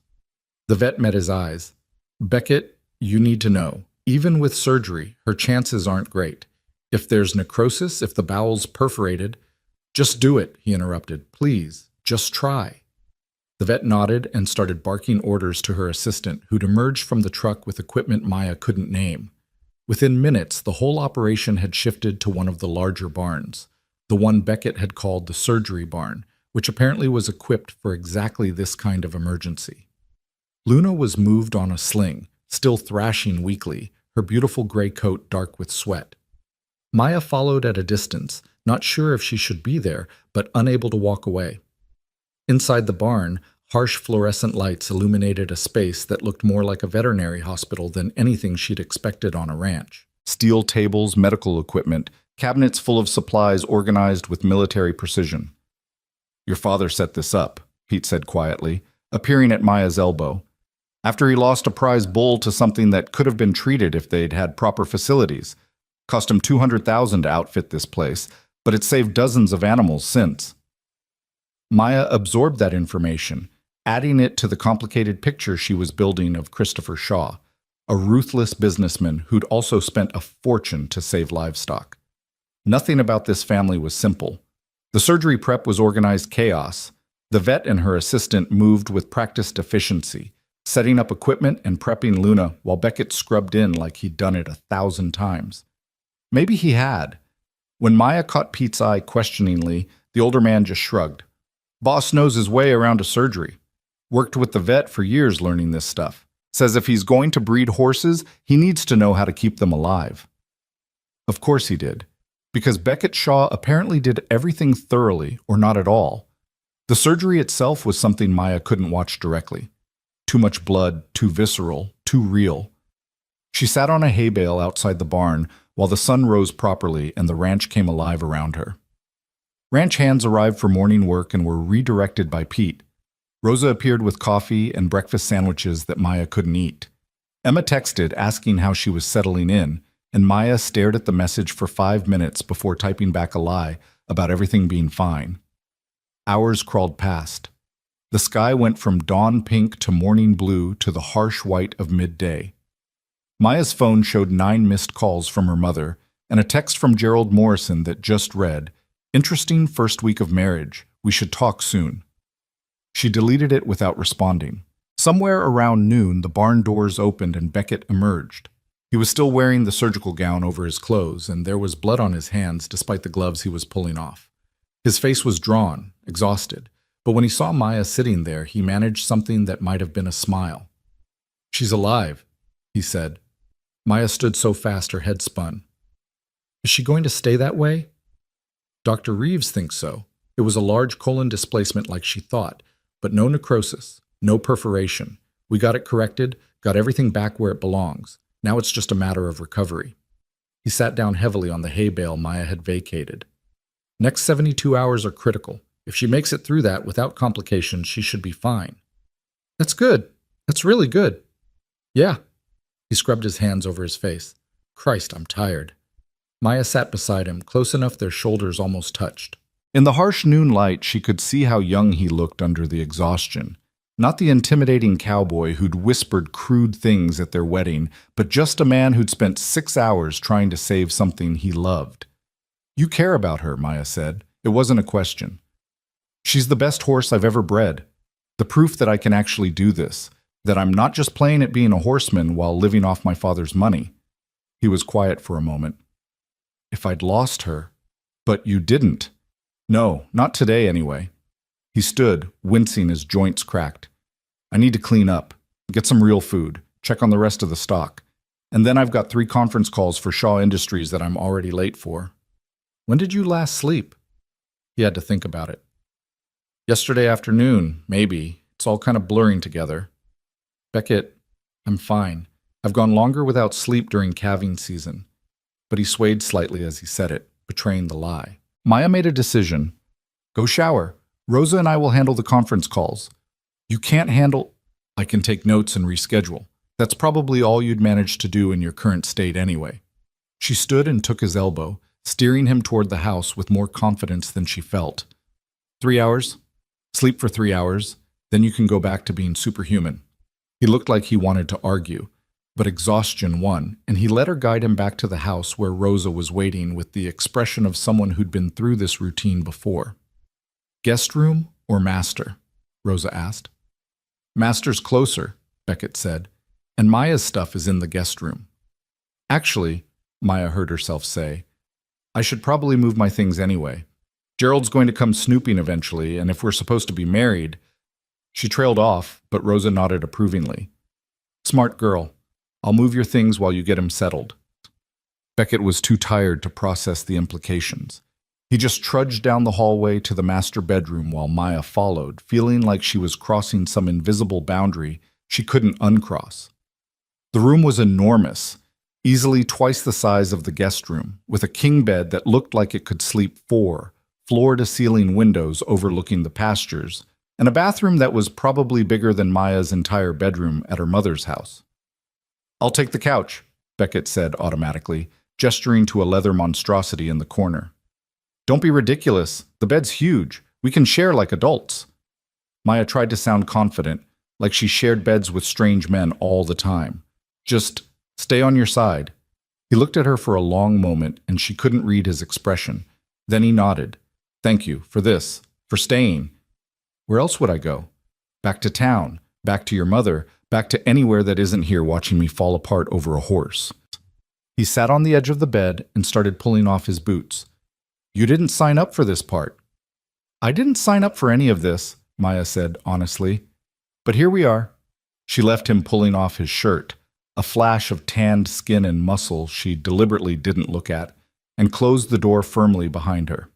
In the kitchen, Rosa had already laid out the information for the conference calls along with a primer on Shaw Industries business that looked like it had been prepared for exactly this kind of emergency. "Does this happen a lot?" Maya asked. "Often enough that I keep notes." Rosa handed her a headset. "First call's in 10 minutes. You'll be fine. Just listen. Take notes. Tell them Mr. Shaw had an emergency and we'll follow up tomorrow. They're used to it." The calls were exactly as tedious as Maya expected. Men with important voices talking about quarterly projections and market positions and strategic acquisitions in language designed to make simple concepts sound complex. She took notes, made appropriate noises, and rescheduled everything for the following day. By the third call, she'd developed a system, and by the time she hung up on the last one, she felt like she'd earned an MBA through sheer exposure. "See," Rosa said when it was done, "you're a natural." "I'm a fraud who's good at pretending to understand business jargon." "Same thing, honey." Maya found herself laughing, actually laughing, for the first time since the wedding. Rosa smiled and went back to whatever she was cooking that smelled amazing, and Maya realized with a start that she felt comfortable here. In this kitchen, in this house, with these people who were technically strangers but who'd welcomed her without question or judgment. It was dangerous, that comfort. It made her forget this was temporary. Her phone buzzed. "Emma, lunch tomorrow? Need to hear everything." Maya hesitated, then typed back, "Can't tomorrow. Rain check? You're avoiding me. I'm settling in. There's a difference. If you say so, love you, be careful." Maya set the phone down and stared at Emma's last message. Be careful of what? Of Beckett? Of getting too comfortable in a life that wasn't really hers? Of forgetting this was a business arrangement with an expiration date? All of the above, probably. She spent the afternoon in the office Beckett had mentioned, a small room off the main hallway with good light and a desk that looked like it predated electricity. The ranch books were, as promised, a mess. Not because Beckett was bad with money, the accounts were all reconciled and accurate, but because his organizational system appeared to be throw everything in a drawer and deal with it later. Maya started sorting, categorizing, building spreadsheets to track expenses and income in ways that would actually make sense to someone who wasn't Beckett. It felt good to work, to do something useful with her hands and mind that wasn't emotional labor or performance or fear. By the time Rosa called her for dinner, she'd made a significant dent in the chaos and had a list of questions for Beckett about various expenses that made no sense without context. "He's still asleep," Rosa said when Maya appeared in the kitchen. "I checked on him an hour ago, dead to the world. Should we wake him?" "Let him sleep. He'll wake up when his body's ready, and then he'll go straight back to the barn to check on Luna. Might as well let him rest while he can." They ate together at the kitchen table, Rosa and Maya and Pete, who'd been invited in for dinner as a thank you for his work during the emergency. The conversation was easy, ranging from horses to town gossip to Pete's grandchildren, who were apparently terrors in the best possible way. Maya found herself relaxing into it, contributing stories about the shop and her mother, laughing at Pete's terrible jokes. This was what family dinners felt like, she realized. Not the tense affairs at her mother's house where they were both too aware of bills and illness and all the ways life had gotten harder. But this, easy conversation, good food, the comfort of people who genuinely liked each other.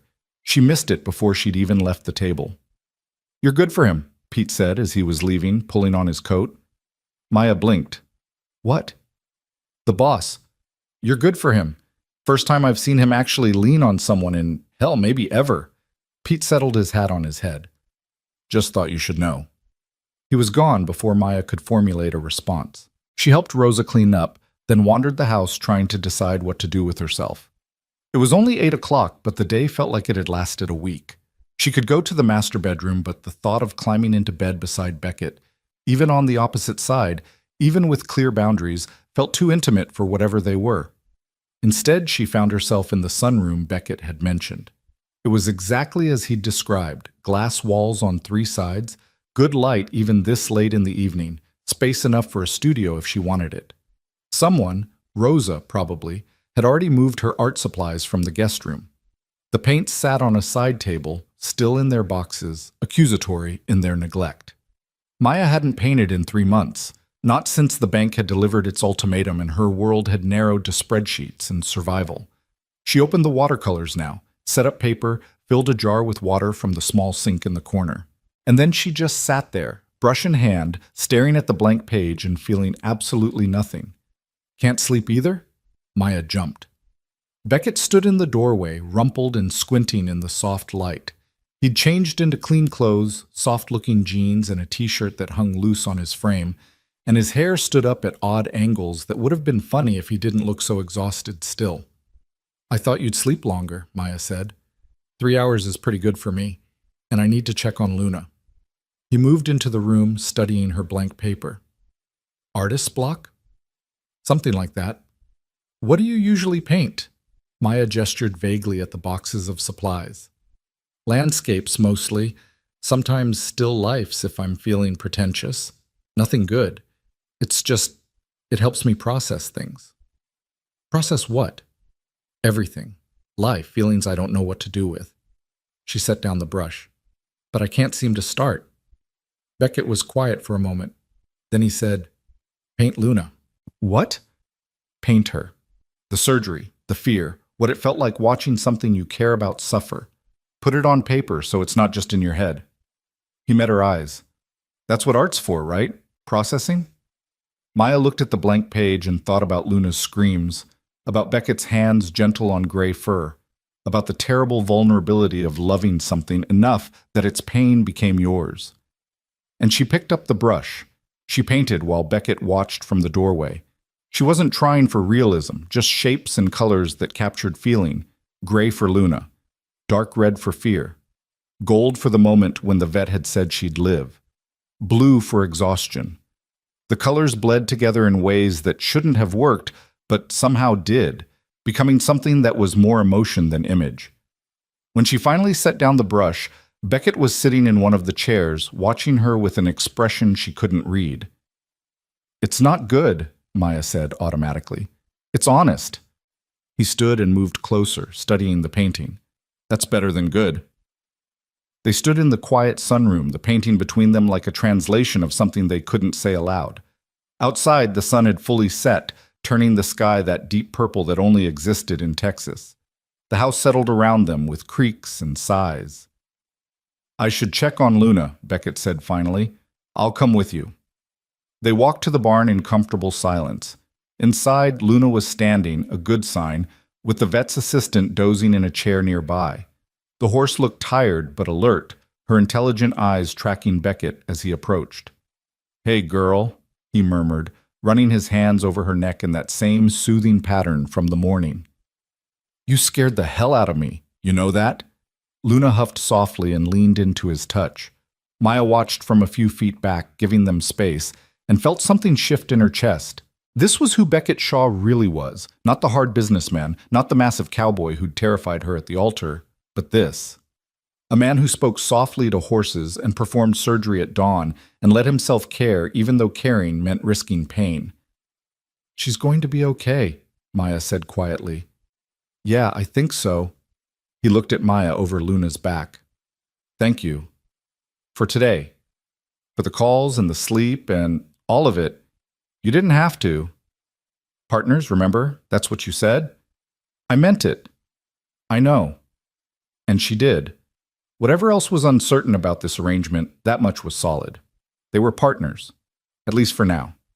They stayed in the barn for another hour, Beckett checking Luna's vitals and talking to the assistant about the recovery schedule, while Maya sat on a hay bale and answered emails from her mother about the shop repairs.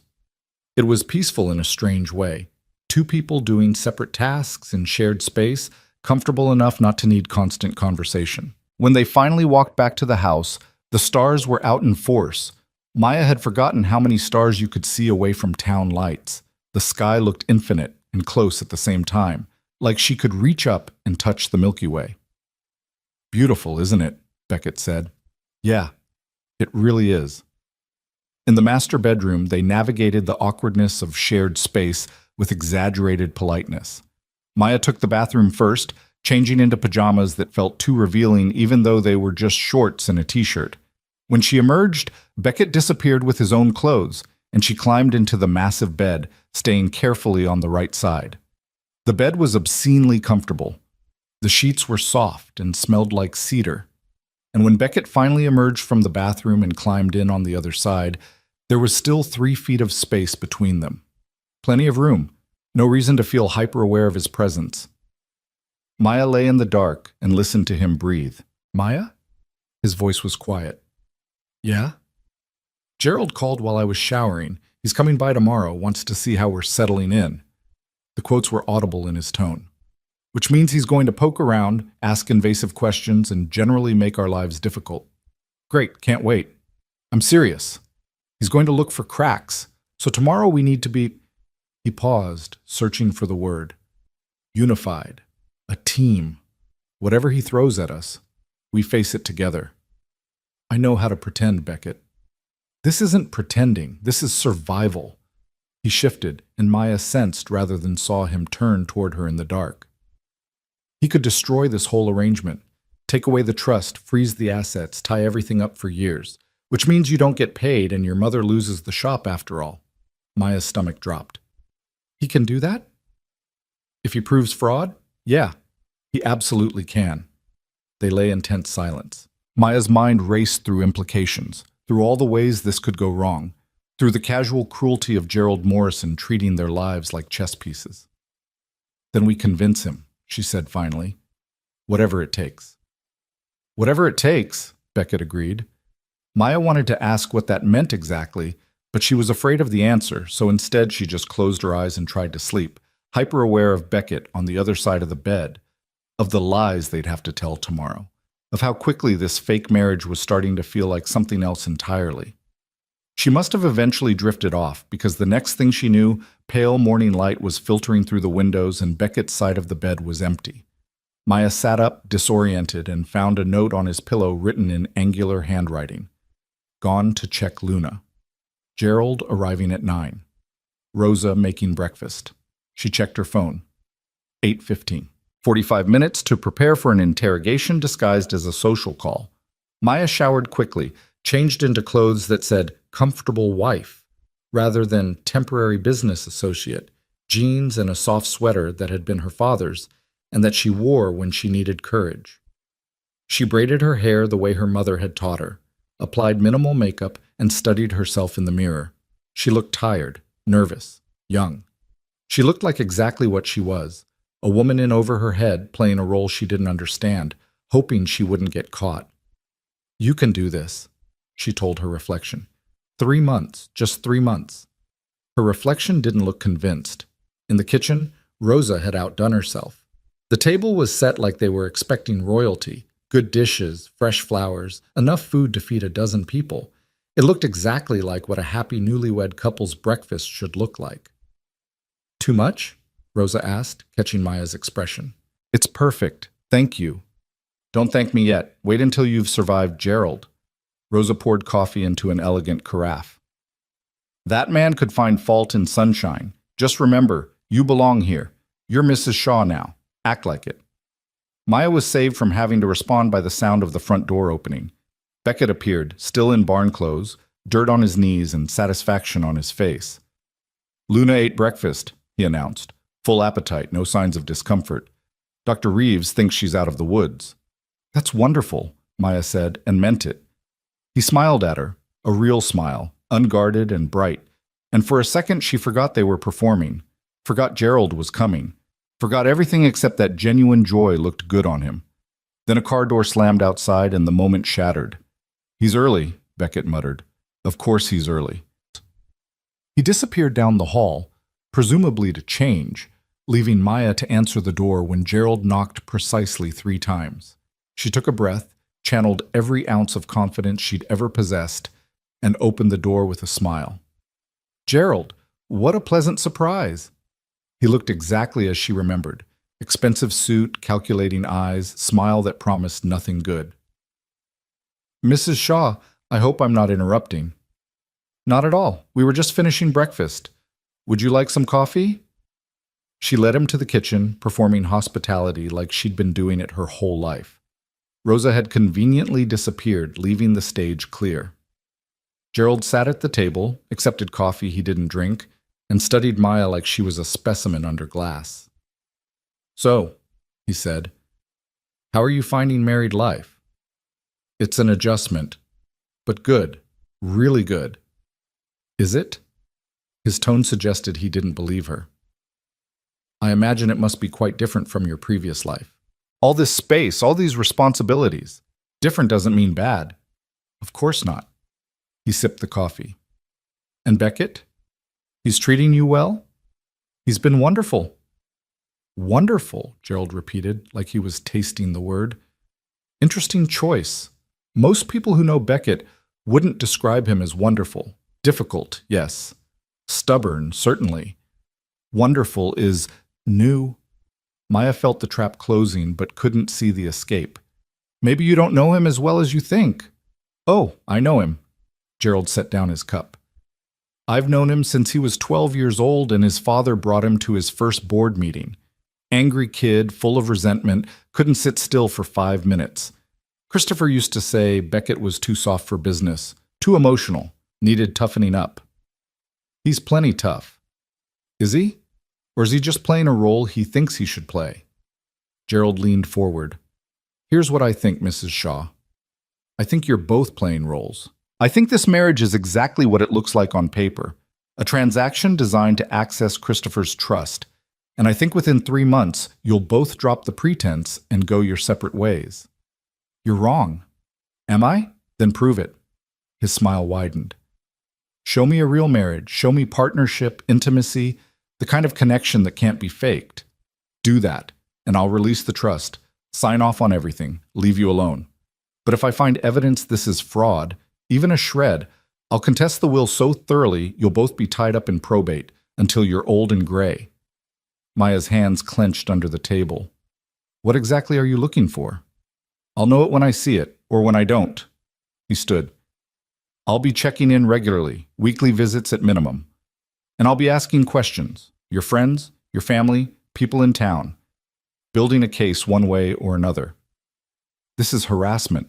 This is due diligence. Christopher's will, my responsibility. He headed for the door, then paused. One more thing. I spoke with your mother yesterday. Lovely woman. She mentioned how sudden this all was, how worried she is about you, almost like she doesn't think this marriage is quite what it appears to be. Maya's blood went cold. You talked to my mother? I talk to lots of people. It's amazing what you can learn when you ask the right questions. He tipped an imaginary hat. I'll see myself out. Give my regards to your husband when he finishes changing. The door closed behind him with a soft click that sounded like a gunshot. Maya sat frozen at the table, rage and fear warring in her chest. He'd talked to her mother. He'd interrogated the woman who'd raised her, who was too honest and too scared to lie convincingly, who probably confirmed every suspicion Gerald had. What did he say? Beckett stood in the doorway, clean and changed, reading the fury in Maya's face. He talked to my mother. He's building a case. He's going to destroy this. Maya's voice was shaking. We're going to lose everything because I couldn't even get my own mother to lie for me. Hey, hey! Beckett crossed to her in 3 strides, kneeling so they were eye level. Breathe, just breathe. We're not losing anything. You heard him. I heard a man trying to scare you. That's what Gerald does. He pushes until people break, and then he uses the pieces against them. His hands were warm on her shoulders, steadying. But you're not going to break. Neither am I. We're going to do exactly what he wants. Show him a real marriage. How? We barely know each other. We're living in separate emotional zip codes. The only thing real about this is the paperwork. Then we make it real. Maya stared at him. What? Not the marriage, not romance or love or any of that, but partnership, friendship, whatever we can actually build in 3 months. His eyes were intense. You were right at the wedding. We set the boundaries. We decide what this looks like, so let's decide it looks like 2 people who actually give a damn about each other. That's not enough for Gerald. Then we give him more. Public appearances, shared routines, small intimacies that married people have. He stood, pulling her up with him. Starting now, today. We stop sleeping in separate emotional zip codes and start acting like we're actually in this together. Maya wanted to argue, wanted to point out all the ways this could go wrong, how dangerous it was to blur lines that were supposed to stay clear. But Gerald's threat was still ringing in her ears, and the alternative was losing everything. Okay, she said. Okay, but I need you to promise me something. What? When this is over, when the 3 months are up and we've convinced Gerald and gotten the trust, we walk away clean, no complications, no hurt feelings, no pretending we're something we're not. She met his eyes. Can you promise me that? Beckett was quiet for a long moment. Then he nodded. I promise. 3 months, clean break, exactly like we planned. 3 months, Maya agreed. They shook on it like business partners, and Maya tried to ignore the voice in her head, whispering that some promises were easier to make than keep. The campaign to convince Gerald Morrison began with coffee. Not grand gestures or elaborate performances, but the small detail Rosa had mentioned, how Maya took her coffee. Beckett started paying attention. 2 creams, 1 sugar, stirred exactly 3 times. He started making it for her in the mornings before she was fully awake, setting the mug on the bathroom counter while she showered so it was waiting when she emerged. The first time he did it, Maya had stared at the cup like it might bite her. "What's this?" "Coffee. The way you like it." "I know what it is. Why did you make it?" "Because we're married, and married people do things for each other." He'd said it casually, like it was obvious, but Maya caught the calculation underneath. This was strategy. Every small kindness, every gesture of familiarity. It was all ammunition against Gerald's skepticism. It should have felt manipulative. Instead, it felt like something else, something Maya didn't have a name for yet. The second day after Gerald's visit, they drove into town together. Beckett had meetings at the Shaw Industries office, a modest building on Main Street that housed the administrative side of the empire, and Maya needed to check on the shop's repairs. They could have taken separate vehicles. Should have, probably, to maintain their independence. But Beckett had simply asked if she wanted a ride, and Maya had said yes without thinking, and suddenly they were in the truck together navigating the morning commute like it was routine. "Your mother's going to be there?" Beckett asked as they pulled onto the highway. "Probably. She's been there every day overseeing the restoration." "How is she, with everything?" Maya glanced at him, surprised. "She's worried. About me, mostly. She keeps asking if I'm happy." "What do you tell her?" "I tell her I'm fine." "That's not what I asked." Maya watched the landscape blur past her window. "I tell her I'm adjusting, that you're kind, that the ranch is beautiful, all true things that don't really answer the question." "Are you happy?" His voice was careful, like he wasn't sure he had the right to ask. "I don't know. Happy feels like the wrong word. She searched for the truth. "I'm less miserable than I expected to be." "Does that count?" Beckett laughed, a real sound that transformed his face. "Yeah, I think that counts." They lapsed into comfortable silence after that, the kind that only happened between people who were starting to learn each other's rhythms. Maya noticed he drove with one hand on the wheel, the other resting on the center console. She noticed he favored country stations but switched to pop when a particular song came on that made him wince. She noticed the way he checked his mirrors obsessively, always aware of everything around him. Small details. The building blocks of knowing someone. The shop was a revelation. In less than a week, the restoration crew had transformed the disaster into something approaching normal. The water was gone, the damaged flooring had been replaced, and the air no longer smelled like mildew and despair. Maya's mother was there as predicted, directing workers with the kind of focused energy Maya recognized from her own personality. "Mija!" Maria pulled her into a fierce hug the moment she walked through the door. "Look at this. Look what they've done. It's almost better than before." "It looks amazing, Mama." Maria pulled back, studying Maya's face with eyes that missed nothing. "You look tired. Are you sleeping?" "I'm sleeping fine." "And Beckett? He's treating you well?" Before Maya could answer, Beckett himself appeared from the back room, where he'd been examining the pipe repairs with the foreman. He'd removed his jacket, rolled up his sleeves, and somehow managed to look completely at home in the cramped vintage shop, despite being built for wide-open spaces. "Mrs. Calloway," he said, extending his hand. "Good to see you again." Maria took his hand but didn't shake it, instead pulling him into a hug that made Beckett's eyes go wide with surprise. "You call me Maria. We're family now." "Maria," he repeated, clearly uncomfortable with the affection but accepting it with more grace than Maya expected. "Thank you for this." Maria gestured at the shop. "The repairs, the crew, everything. You've saved us twice now." "It's not," Beckett started, then seemed to realize protest was useless. "You're welcome." They stayed for an hour, Maya reviewing paperwork with her mother while Beckett talked construction details with the foreman. Watching him interact with the workers, asking intelligent questions, offering suggestions, treating them with the same respect he showed everyone, Maya felt that strange shift in her chest again. He wasn't performing for Gerald here. Gerald wasn't watching. This was just who Beckett was when he thought nobody was keeping score. He's good for you, Maria said quietly, catching Maya watching him. Mama, I know what you're going to say. That this is complicated, that it's not what it looks like, that I shouldn't make assumptions.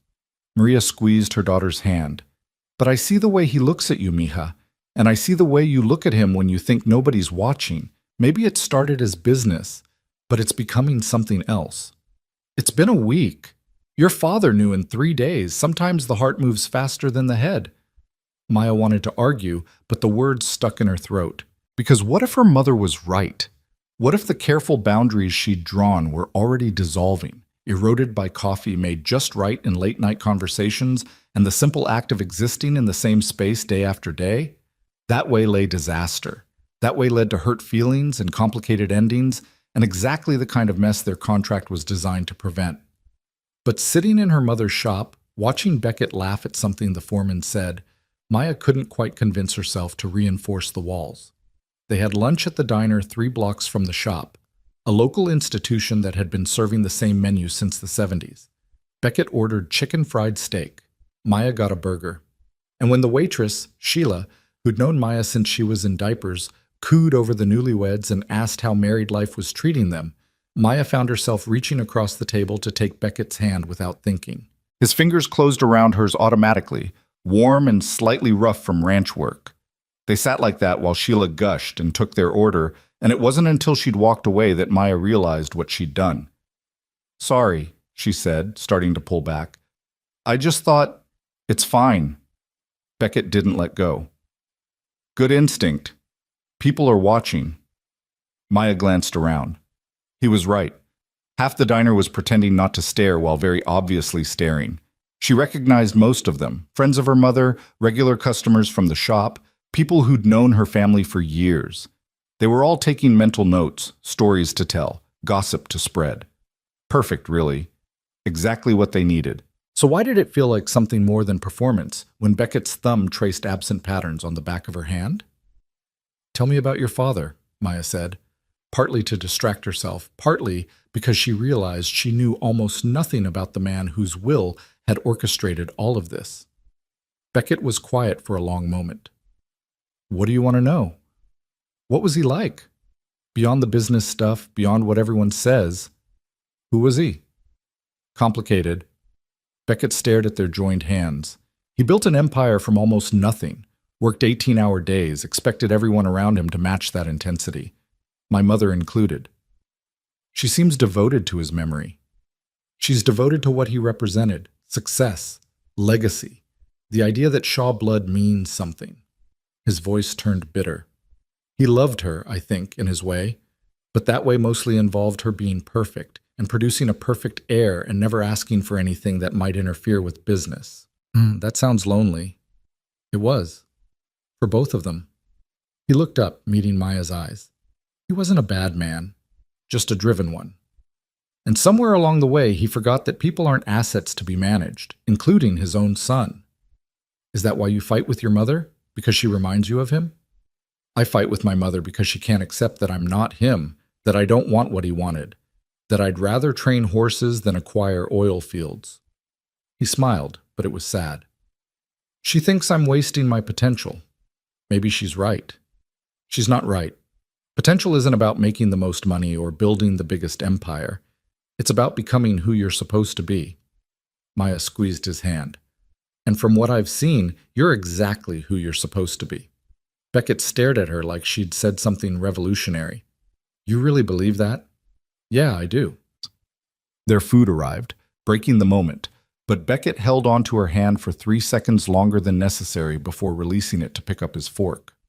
They ate in companionable silence, sharing fries the way couples do, and when they left, Sheila called after them to come back soon, to bring that handsome husband more often, to enjoy being young and in love while it lasted.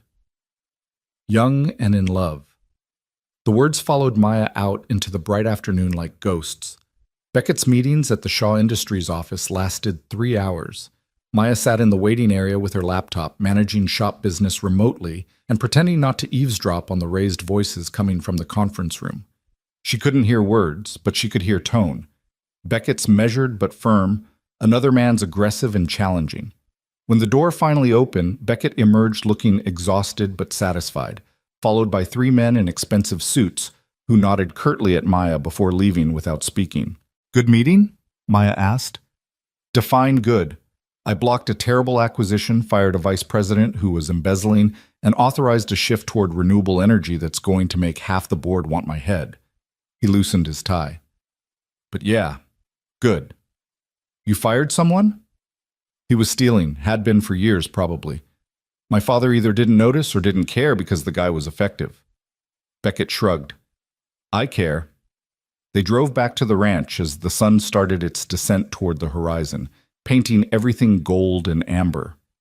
Maya felt the stress of the day draining away as they left town behind, replaced by something that felt dangerously like contentment.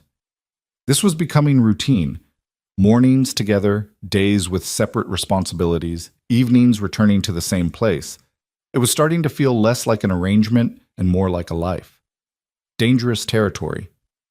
Maya knew she should be more careful. But when they pulled up to the ranch house and Rosa met them at the door with news that Luna had been cleared by the vet for light exercise, and Beckett's face lit up with pure joy, Maya found herself sharing in it without reservation.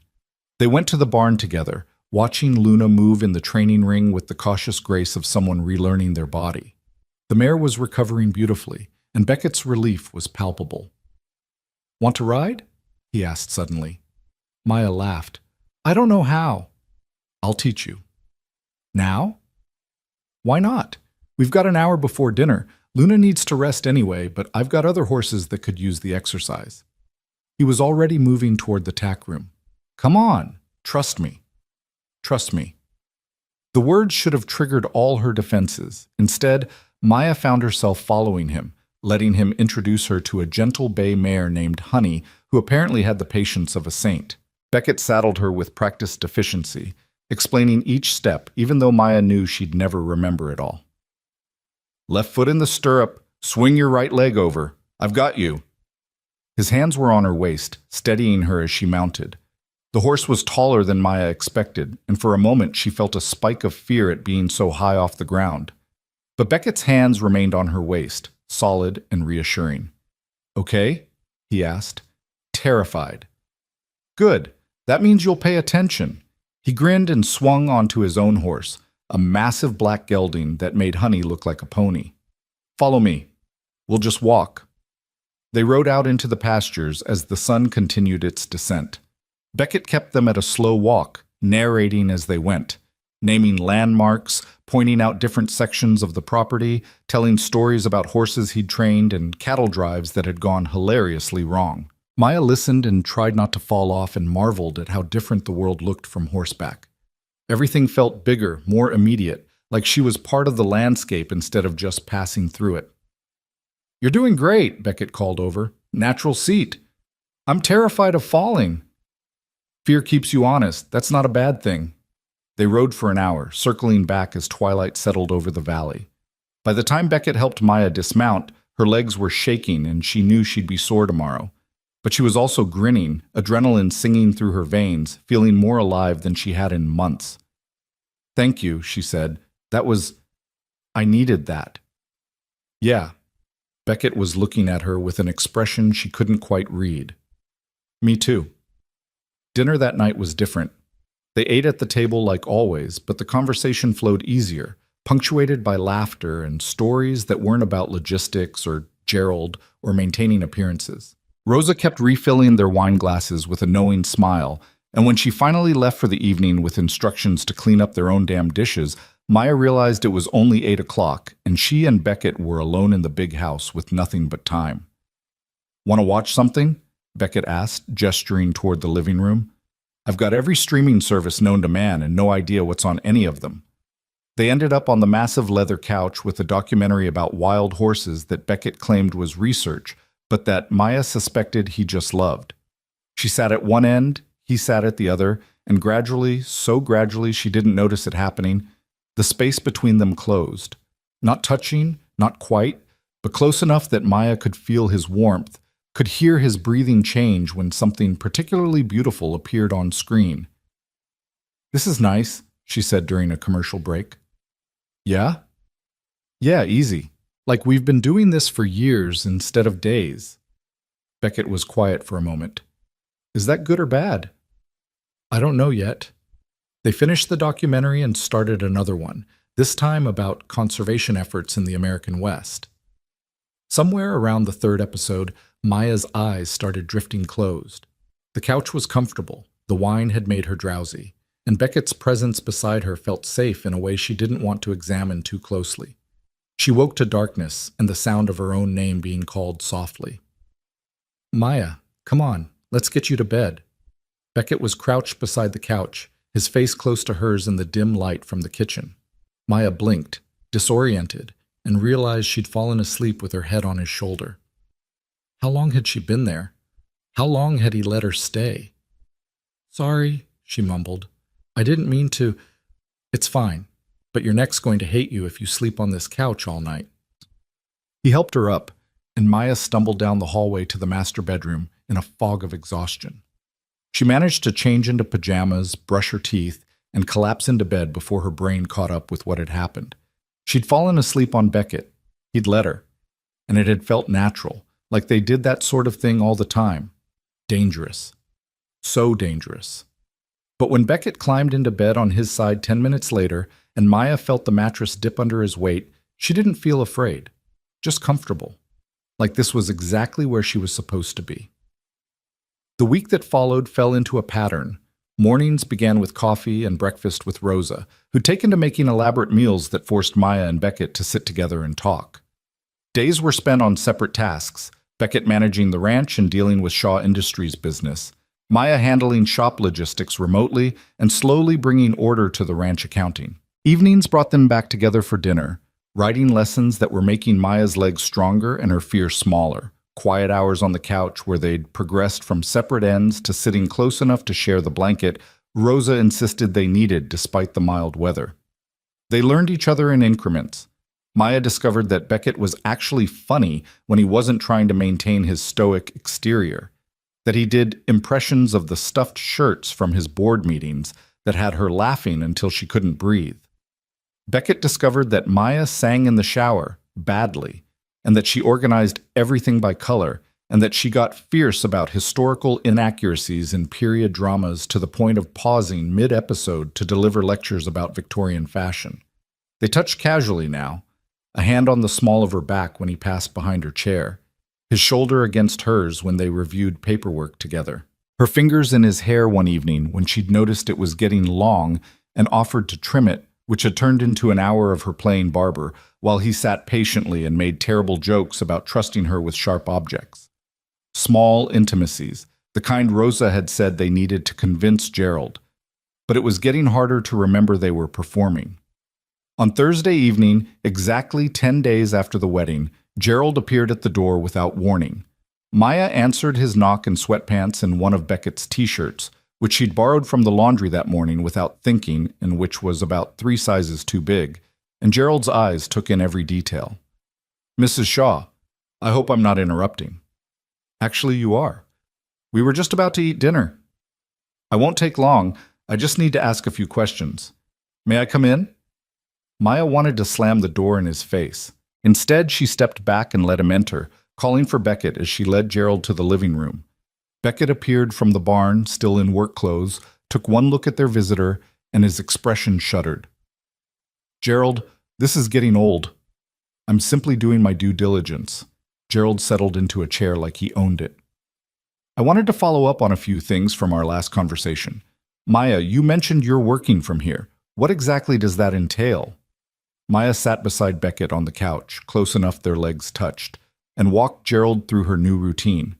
Managing the shop remotely, handling the ranch accounting, the daily rhythm she and Beckett had established. She kept her voice even, professional, giving him nothing to grab onto. And you're comfortable with this arrangement? Living so far from your mother, from everything you knew? I'm adjusting. It helps that Beckett's been so supportive. Supportive how? He helps save the shop. He drives me into town whenever I need to go. He's teaching me to ride. She reached for Beckett's hand without thinking. He makes me coffee every morning exactly how I like it.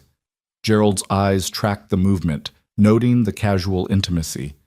How sweet. And Beckett, you're finding marriage agreeable?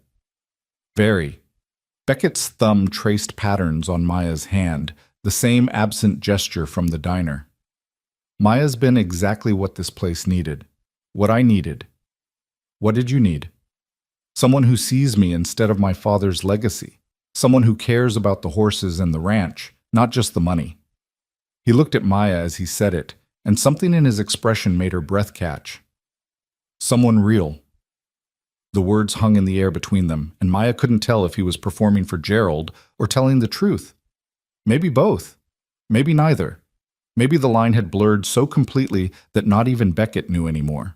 Gerald asked more questions about their daily schedule, about arguments they'd had, about future plans. Maya and Beckett answered in tandem, their responses overlapping and complementary, like they'd rehearsed it, which they hadn't. It was just that after 10 days of living together, of learning each other's rhythms and tells and ways of moving through the world, they'd developed a natural synchronization. Or maybe that was just what Maya wanted to believe. Finally, Gerald stood. Well, you're certainly presenting a united front, almost too perfect if I'm being honest. What's that supposed to mean? Beckett asked. It means real marriages have conflict, disagreements, moments where the cracks show. Gerald smiled his predatory smile. If you two are really as harmonious as you claim, I'll be very impressed. Most newlyweds can't stand each other by week 2. Maybe we're not most newlyweds, Maya said. Maybe. He moved toward the door, then paused. One more thing. There's a charity gala in Dallas next weekend. Shaw Industries is a major sponsor. I expect you both to attend as a couple.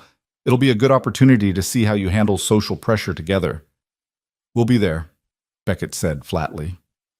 When Gerald finally left, Maya sagged against Beckett like a puppet with cut strings. I hate him. I know that's unproductive, but I really, genuinely hate him. Join the club. Beckett wrapped an arm around her shoulders, pulling her against his side in a gesture that had become increasingly natural. But we did good. We convinced him. Did we? I think so. You were perfect. Maya turned her face into his chest, breathing in the smell of hay and leather and something that was just Beckett. I'm not perfect. I'm terrified we're going to slip up, and he'll catch us and everything will fall apart. We won't slip up. How can you be so sure? Because... He paused, and Maya felt his chest rise and fall with a deep breath.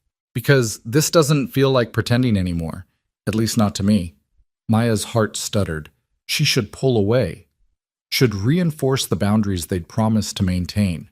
Should remind him that this was temporary, that in less than 3 months they'd go their separate ways, that getting emotionally invested was the worst possible idea.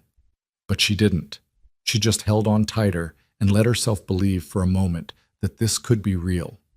The moment stretched between them, fragile and electric. Then Rosa called from the kitchen that dinner was getting cold and the spell broke. They pulled apart, but Beckett's hand found Maya's as they walked to the dining room, and he didn't let go until they had to pick up their forks. That night, lying in bed in the darkness, Maya stared at the ceiling and tried to sort through her feelings. When had this stopped being a performance? When had Beckett stopped being the intimidating stranger who'd bought her at their wedding and started being someone she actually cared about? When had the 3-month deadline started feeling less like freedom and more like a countdown to losing something precious? You awake? Beckett's voice came from the darkness beside her. Yeah. What I said earlier about it not feeling like pretending. He shifted and she could feel him turning toward her, though she couldn't see his face. I meant it, but I also want you to know, if you need to maintain distance, if this is getting too complicated, I understand. The contract still stands. 3 months, clean break, no obligations. Is that what you want? I want you to feel safe, whatever that means. Maya thought about safety, about the walls she'd built to protect herself, about the careful distance she'd tried to maintain, about how thoroughly Beckett Shaw had dismantled her defenses without even trying. Was safety the same as protection? Or could it be something else? Something that looked like trust and vulnerability and letting someone see the parts of you that scared you most? I don't feel unsafe, she said quietly. I don't know. Uncertain, but not unsafe. Okay. A pause. Can I ask you something? Yeah. Do you regret it? Saying yes? Marrying me? The question hung in the darkness between them. Maya thought about the shop, about her mother's relief, about the security that had come from Beckett's intervention. But she also thought about the morning coffee, the writing lessons, the easy laughter, and comfortable silences. The way he'd held her hand through Gerald's interrogation, the feeling of falling asleep with her head on his shoulder. No, she said finally. I don't regret it. Not anymore. She heard Beckett exhale, a sound that might have been relief. Good. That's good. They lay in the darkness after that, not touching, but close enough that Maya could feel his warmth radiating across the space between them. She should say something else, should maybe address the growing feelings that were making their arrangement increasingly complicated. But the words wouldn't come. Or maybe she was just too scared to say them out loud. So instead she just closed her eyes and let herself drift, comforted by the knowledge that she wasn't alone in this massive bed, in this massive house, in this increasingly massive mess of feelings that had started as a simple transaction and become something else entirely. The next morning brought news that Luna was well enough to return to her normal pasture. Maya helped Beckett walk the mare out, watching as he released her to run free with the other horses for the first time since the surgery. Luna moved carefully at first, then with increasing confidence, finally breaking into a canter that made Beckett laugh with pure joy. Look at her go, he said, his arm sliding around Maya's waist like it belonged there. She's going to be fine. Better than fine. Maya leaned into him, letting his warmth seep into her bones, and watched the gray mare run across the field in the morning light. Everything felt possible in that moment. Recovery, transformation, the idea that something broken could be mended into something even stronger than before. Maybe that applied to more than just horses. We should celebrate, Maya said impulsively. Dinner in town tonight, somewhere nice, my treat. Beckett looked down at her, surprised. You don't have to. I know, but I want to. Luna getting better, the shop being saved, all of it. We should mark the moment. A real date? The word sent a thrill through her that Maya absolutely shouldn't feel. Sure. A real date, or a fake date, whatever this is. Whatever this is, Beckett echoed, and when he smiled, it transformed his entire face into something young and hopeful and utterly devastating.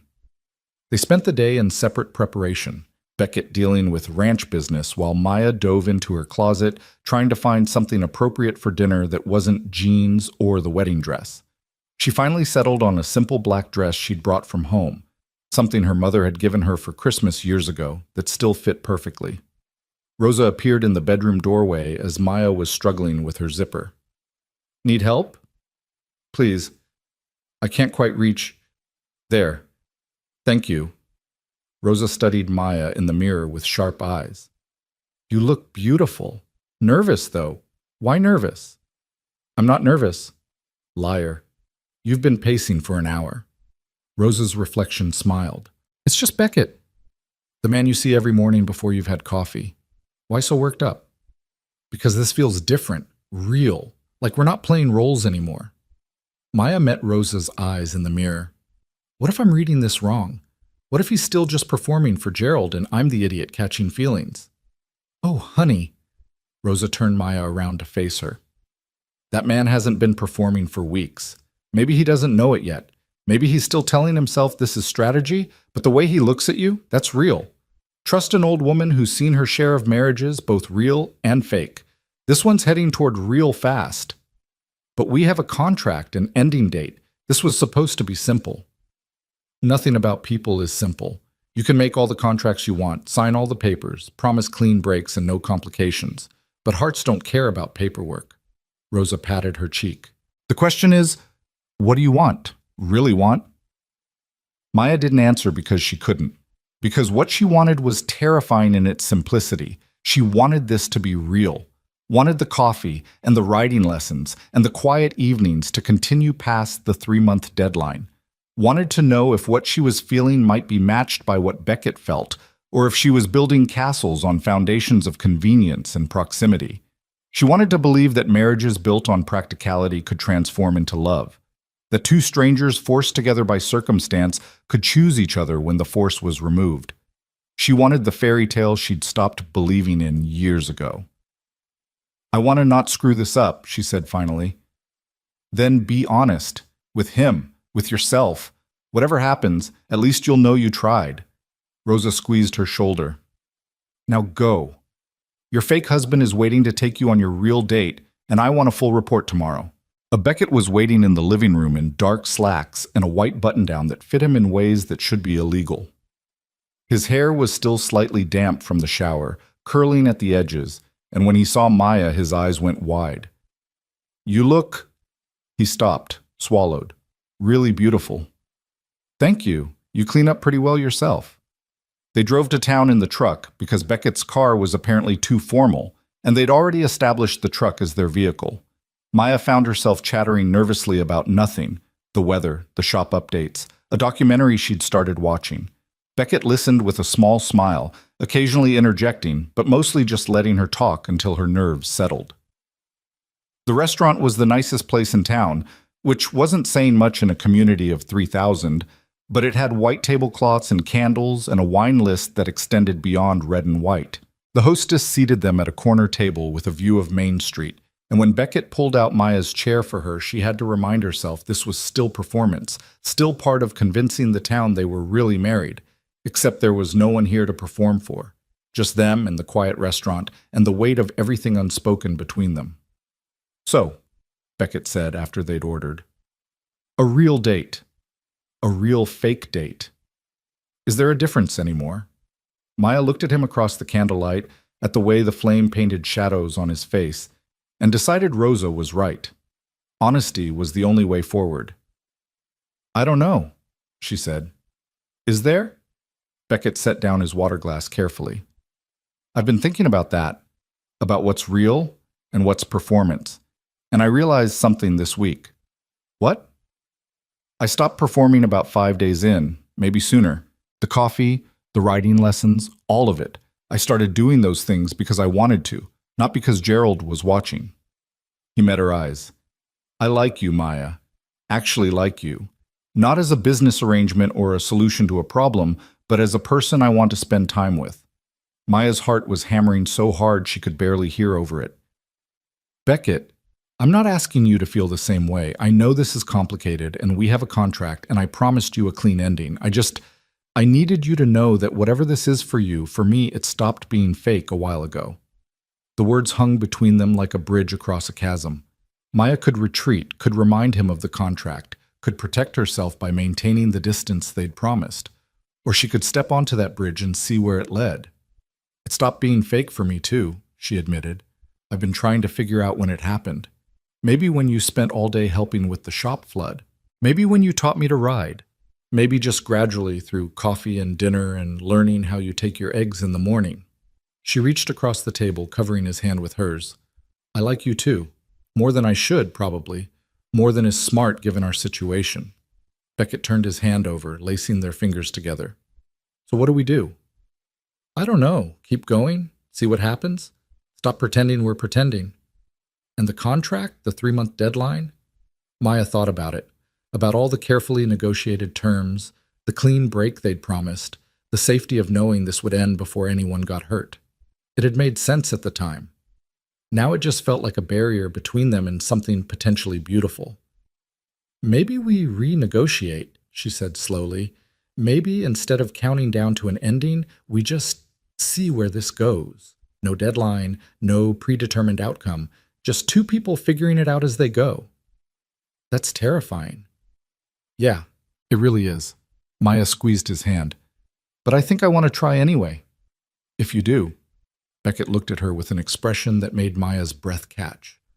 Wonder and fear and something that looked dangerously like hope all mixed together. "Yeah, I want to try." Their food arrived, interrupting the moment, but neither of them let go of the other's hand.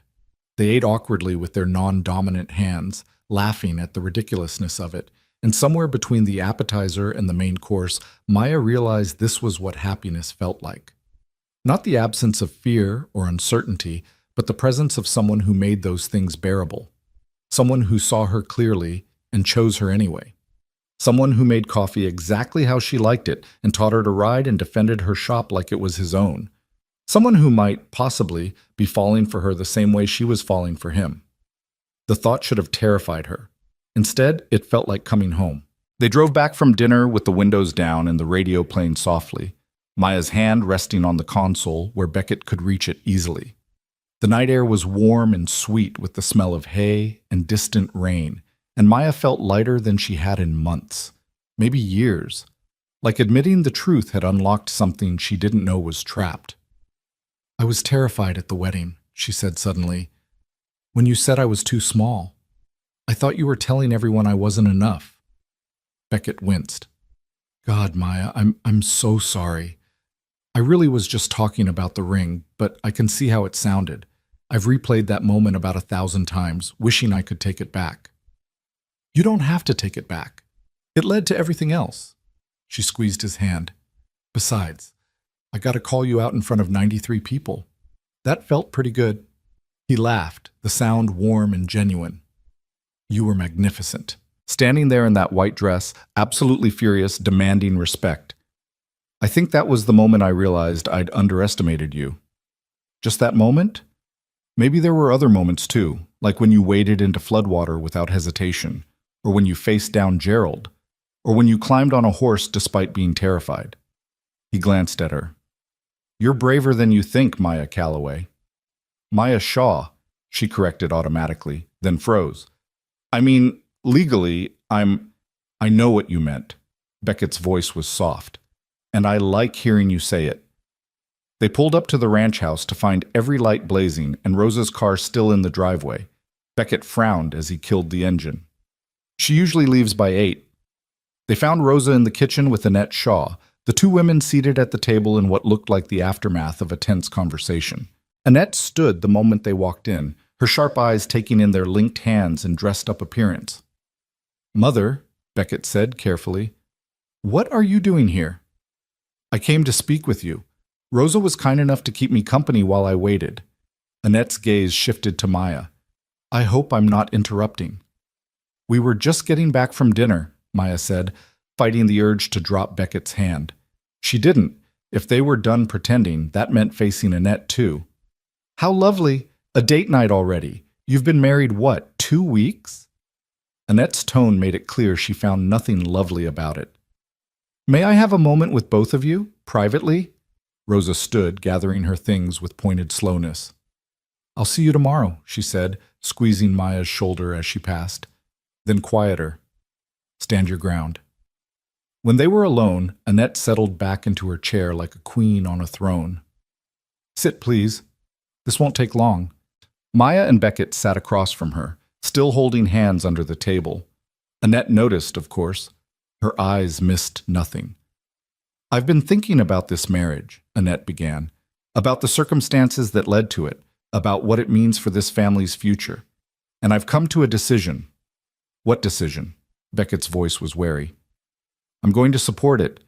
She held up a hand when Beckett started to speak. "Let me finish. I didn't approve initially. You know that. I had other plans for you, other women I thought would be more suitable for a Shaw, but I've been watching, and I've been listening to what people say about you two." "What do people say?" Maya asked. "They say you're good together, that Beckett smiles more, that you've brought something to this ranch that's been missing." Annette's expression softened fractionally. "They say you see him, not just the Shaw name and money, and that's rare." Beckett's hand tightened on Maya's. "So you're here to give us your blessing?" "I'm here to tell you that I was wrong. About you, about what this family needs, about what makes a good marriage." Annette looked directly at Maya. "I loved my husband, but our marriage was built on duty and expectation. We made it work, but it was never easy, never joyful. Watching you two these past weeks, the way you look at each other, the way you move together, it reminded me of what I sacrificed for the Shaw legacy." "Mother, I don't want that for you, Beckett. I don't want you to spend 40 years in a marriage of convenience wondering what real partnership might have felt like. She stood, smoothing her skirt. So I'm here to say I approve. Genuinely. Not because of the will or the trust or Gerald's machinations, but because I think you might actually be happy together if you let yourselves. The words hung in the air like a benediction. Maya felt tears prick her eyes unexpectedly. She hadn't realized how much she'd wanted Annette's approval until she had it. Thank you, Maya managed. That means, thank you. Annette nodded crisply. Now, Gerald tells me there's a gala next weekend. I'll be attending as well. I expect you both to be there, presenting a united front. Whatever questions he asks, whatever tests he manufactures, I'll be supporting your answers. She moved toward the door, then paused. One more thing, the ring situation. That was embarrassing for everyone. Get it properly sized, Beckett. Details matter. She was gone before either of them could respond, her car pulling away in a spray of gravel that seemed very unlike composed Annette Shaw. Did that just happen? Maya asked. I think my mother just gave us her blessing. Beckett sounded dazed. She never gives blessings. She gives conditions and ultimatums and occasionally begrudging acceptance, but not blessings. She loves you. She just had a strange way of showing it. Yeah, maybe. He pulled Maya to her feet, wrapping his arms around her waist. But I don't want to talk about my mother right now. What do you want to talk about? Nothing. I want to stop talking entirely.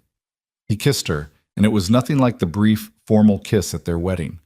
This was deep and searching, his hands tangling in her hair, her body pressed against his in a way that made her forget where she ended, and he began.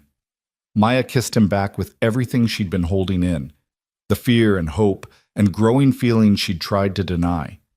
When they finally broke apart, both breathing hard, Beckett rested his forehead against hers. I've wanted to do that for days, he admitted. Why didn't you? Because I promised you boundaries, safety, control over what happened between us. He pulled back enough to meet her eyes. I'm not going to take anything you're not ready to give. Maya's heart expanded in her chest until she thought it might burst. What if I'm ready to give more? Then tell me. Use your words, Maya. Tell me what you want.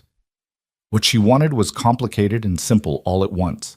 She wanted this man who made her coffee and taught her to ride and defended her family like it was his own. She wanted the life they were building, the partnership that had grown from a business transaction into something real. She wanted to stop being afraid that it would all disappear, stop protecting herself from hurt by keeping pieces of her heart locked away. She wanted all of it, and she wanted him to know. I want you, us, she said clearly. Not because of the contract or Gerald or anything else. Just you, this, whatever we're becoming. Beckett kissed her again, slower this time, like they had all the time in the world. And when he swept her into his arms, literally picked her up like she weighed nothing, and carried her down the hall to the master bedroom, Maya laughed with pure joy at the absurdity and romance of it all. They made love slowly, learning each other the way they'd been learning each other for weeks, through attention and patience and genuine care. Afterward, wrapped in sheets in each other's arms, Maya felt a peace she'd never experienced before, like all the jagged pieces of her life had finally aligned into something whole. No more separate sides of the bed, Beckett murmured against her hair. No more separate anything, Maya agreed. They fell asleep tangled together, and when Maya woke in the deep hours of the night, she let herself watch him sleep.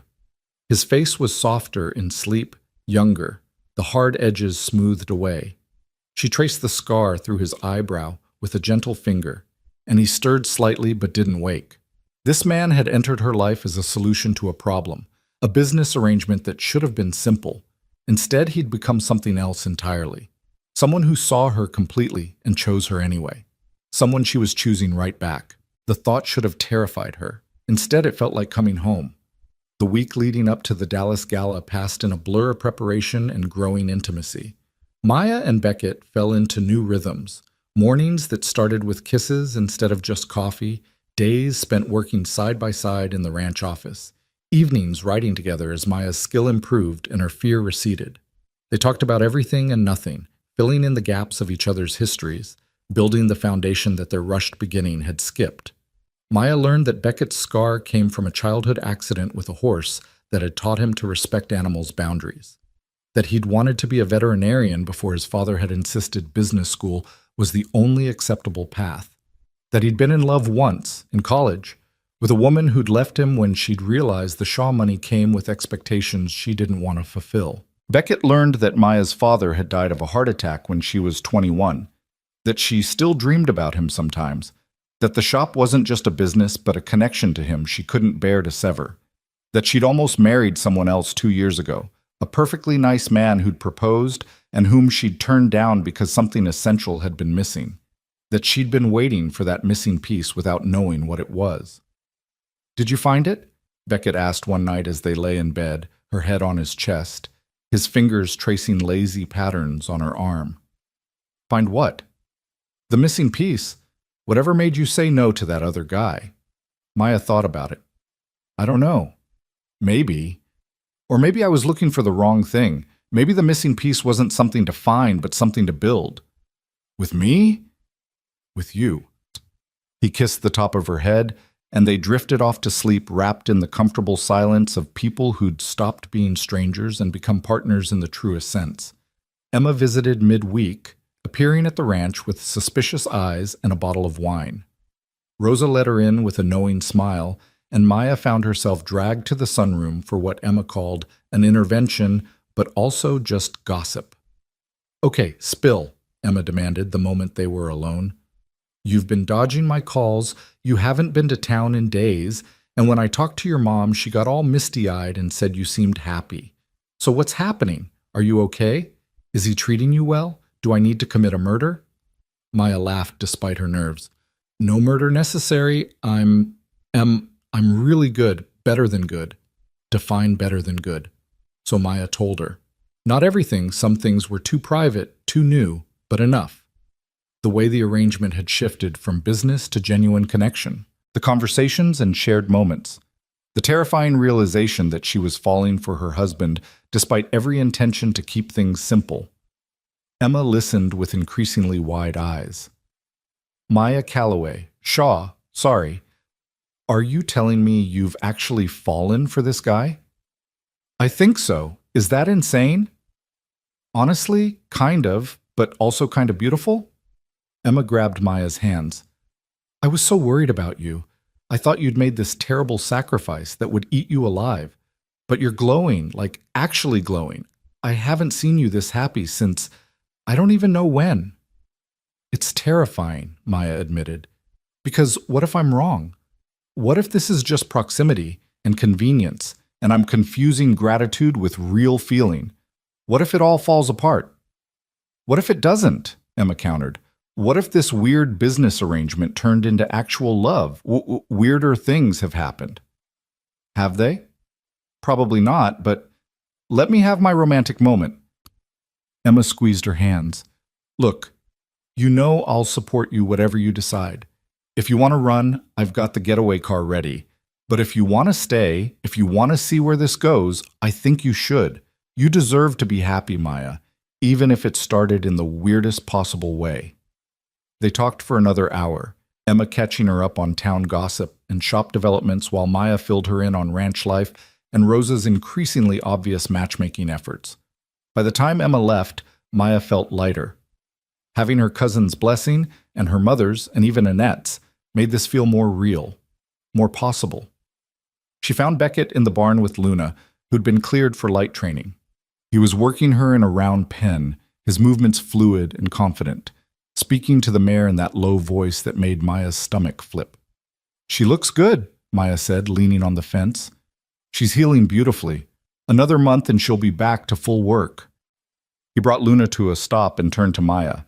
"How was Emma?" "Suspicious, but supportive. She wanted to make sure you weren't secretly terrible." "And your verdict?" "Still deciding." Maya grinned when he shot her a mock-offended look. "I'm kidding. You're definitely not terrible. Maybe even the opposite of terrible." "The opposite of terrible."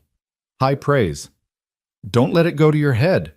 He crossed to the fence, reaching over to cup her face. "Too late. Everything you say goes to my head, among other places." "Beckett Shaw, are you flirting with me? Is it working?" "Extremely."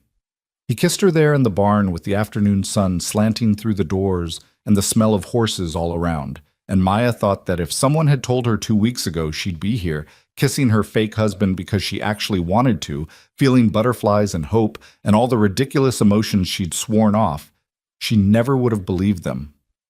But here she was, and it was real. The night of the gala arrived with unseasonable rain. Maya stood in the master bedroom wearing a dress Beckett had insisted on buying, emerald green silk that cost more than her car and fit like it had been made for her body specifically, and tried not to panic. "You look incredible," Beckett said from the doorway. He was in a tuxedo that transformed him from rancher to something else entirely. Dangerous. Elegant. Still unmistakably him. "I look like I'm playing dress-up." "You look like you belong anywhere you choose to be." He crossed to her, fastening the diamond necklace that had appeared that morning with a note saying it had been his grandmother's. "Gerald's going to be there. My mother. Half the Dallas business elite. They're all going to be watching, looking for cracks." "I know." "So we show them none. We're united. We're real. We're exactly what we've become. Partners who chose each other." He turned her to face him. "Can you do that?" Maya met his eyes and saw her own nerves reflected back. But she also saw something else. Trust. Confidence that they could handle whatever came. "Yeah," she said. "I can do that." The drive to Dallas took 90 minutes, rain streaming across the windshield the entire way. They talked about strategy, about the people they'd meet, about how to handle invasive questions. But mostly, they just existed together in the truck's warm interior, hands linked over the console, the nervous energy gradually transforming into anticipation. The gala was exactly as intimidating as Maya feared. Held in a downtown hotel ballroom that dripped crystal and wealth, filled with women in designer gowns and men in tuxedos, the air thick with expensive perfume and old money. Maya felt out of place immediately, a vintage shop owner playing at belonging in this world of corporate empires and society pages. But then Beckett's hand settled at the small of her back, steady and warm, and she remembered. She did belong. Not because of money or status, but because she was his, and he was hers. They worked the room together. Beckett introduced her to business associates and board members, each one assessing her with calculating eyes while she smiled and made appropriate conversation. She talked about the ranch and the shop, about her adjustment to married life, about how fortunate she felt. It was performance, but it was also truth. She had gotten fortunate, just not in the way people assumed.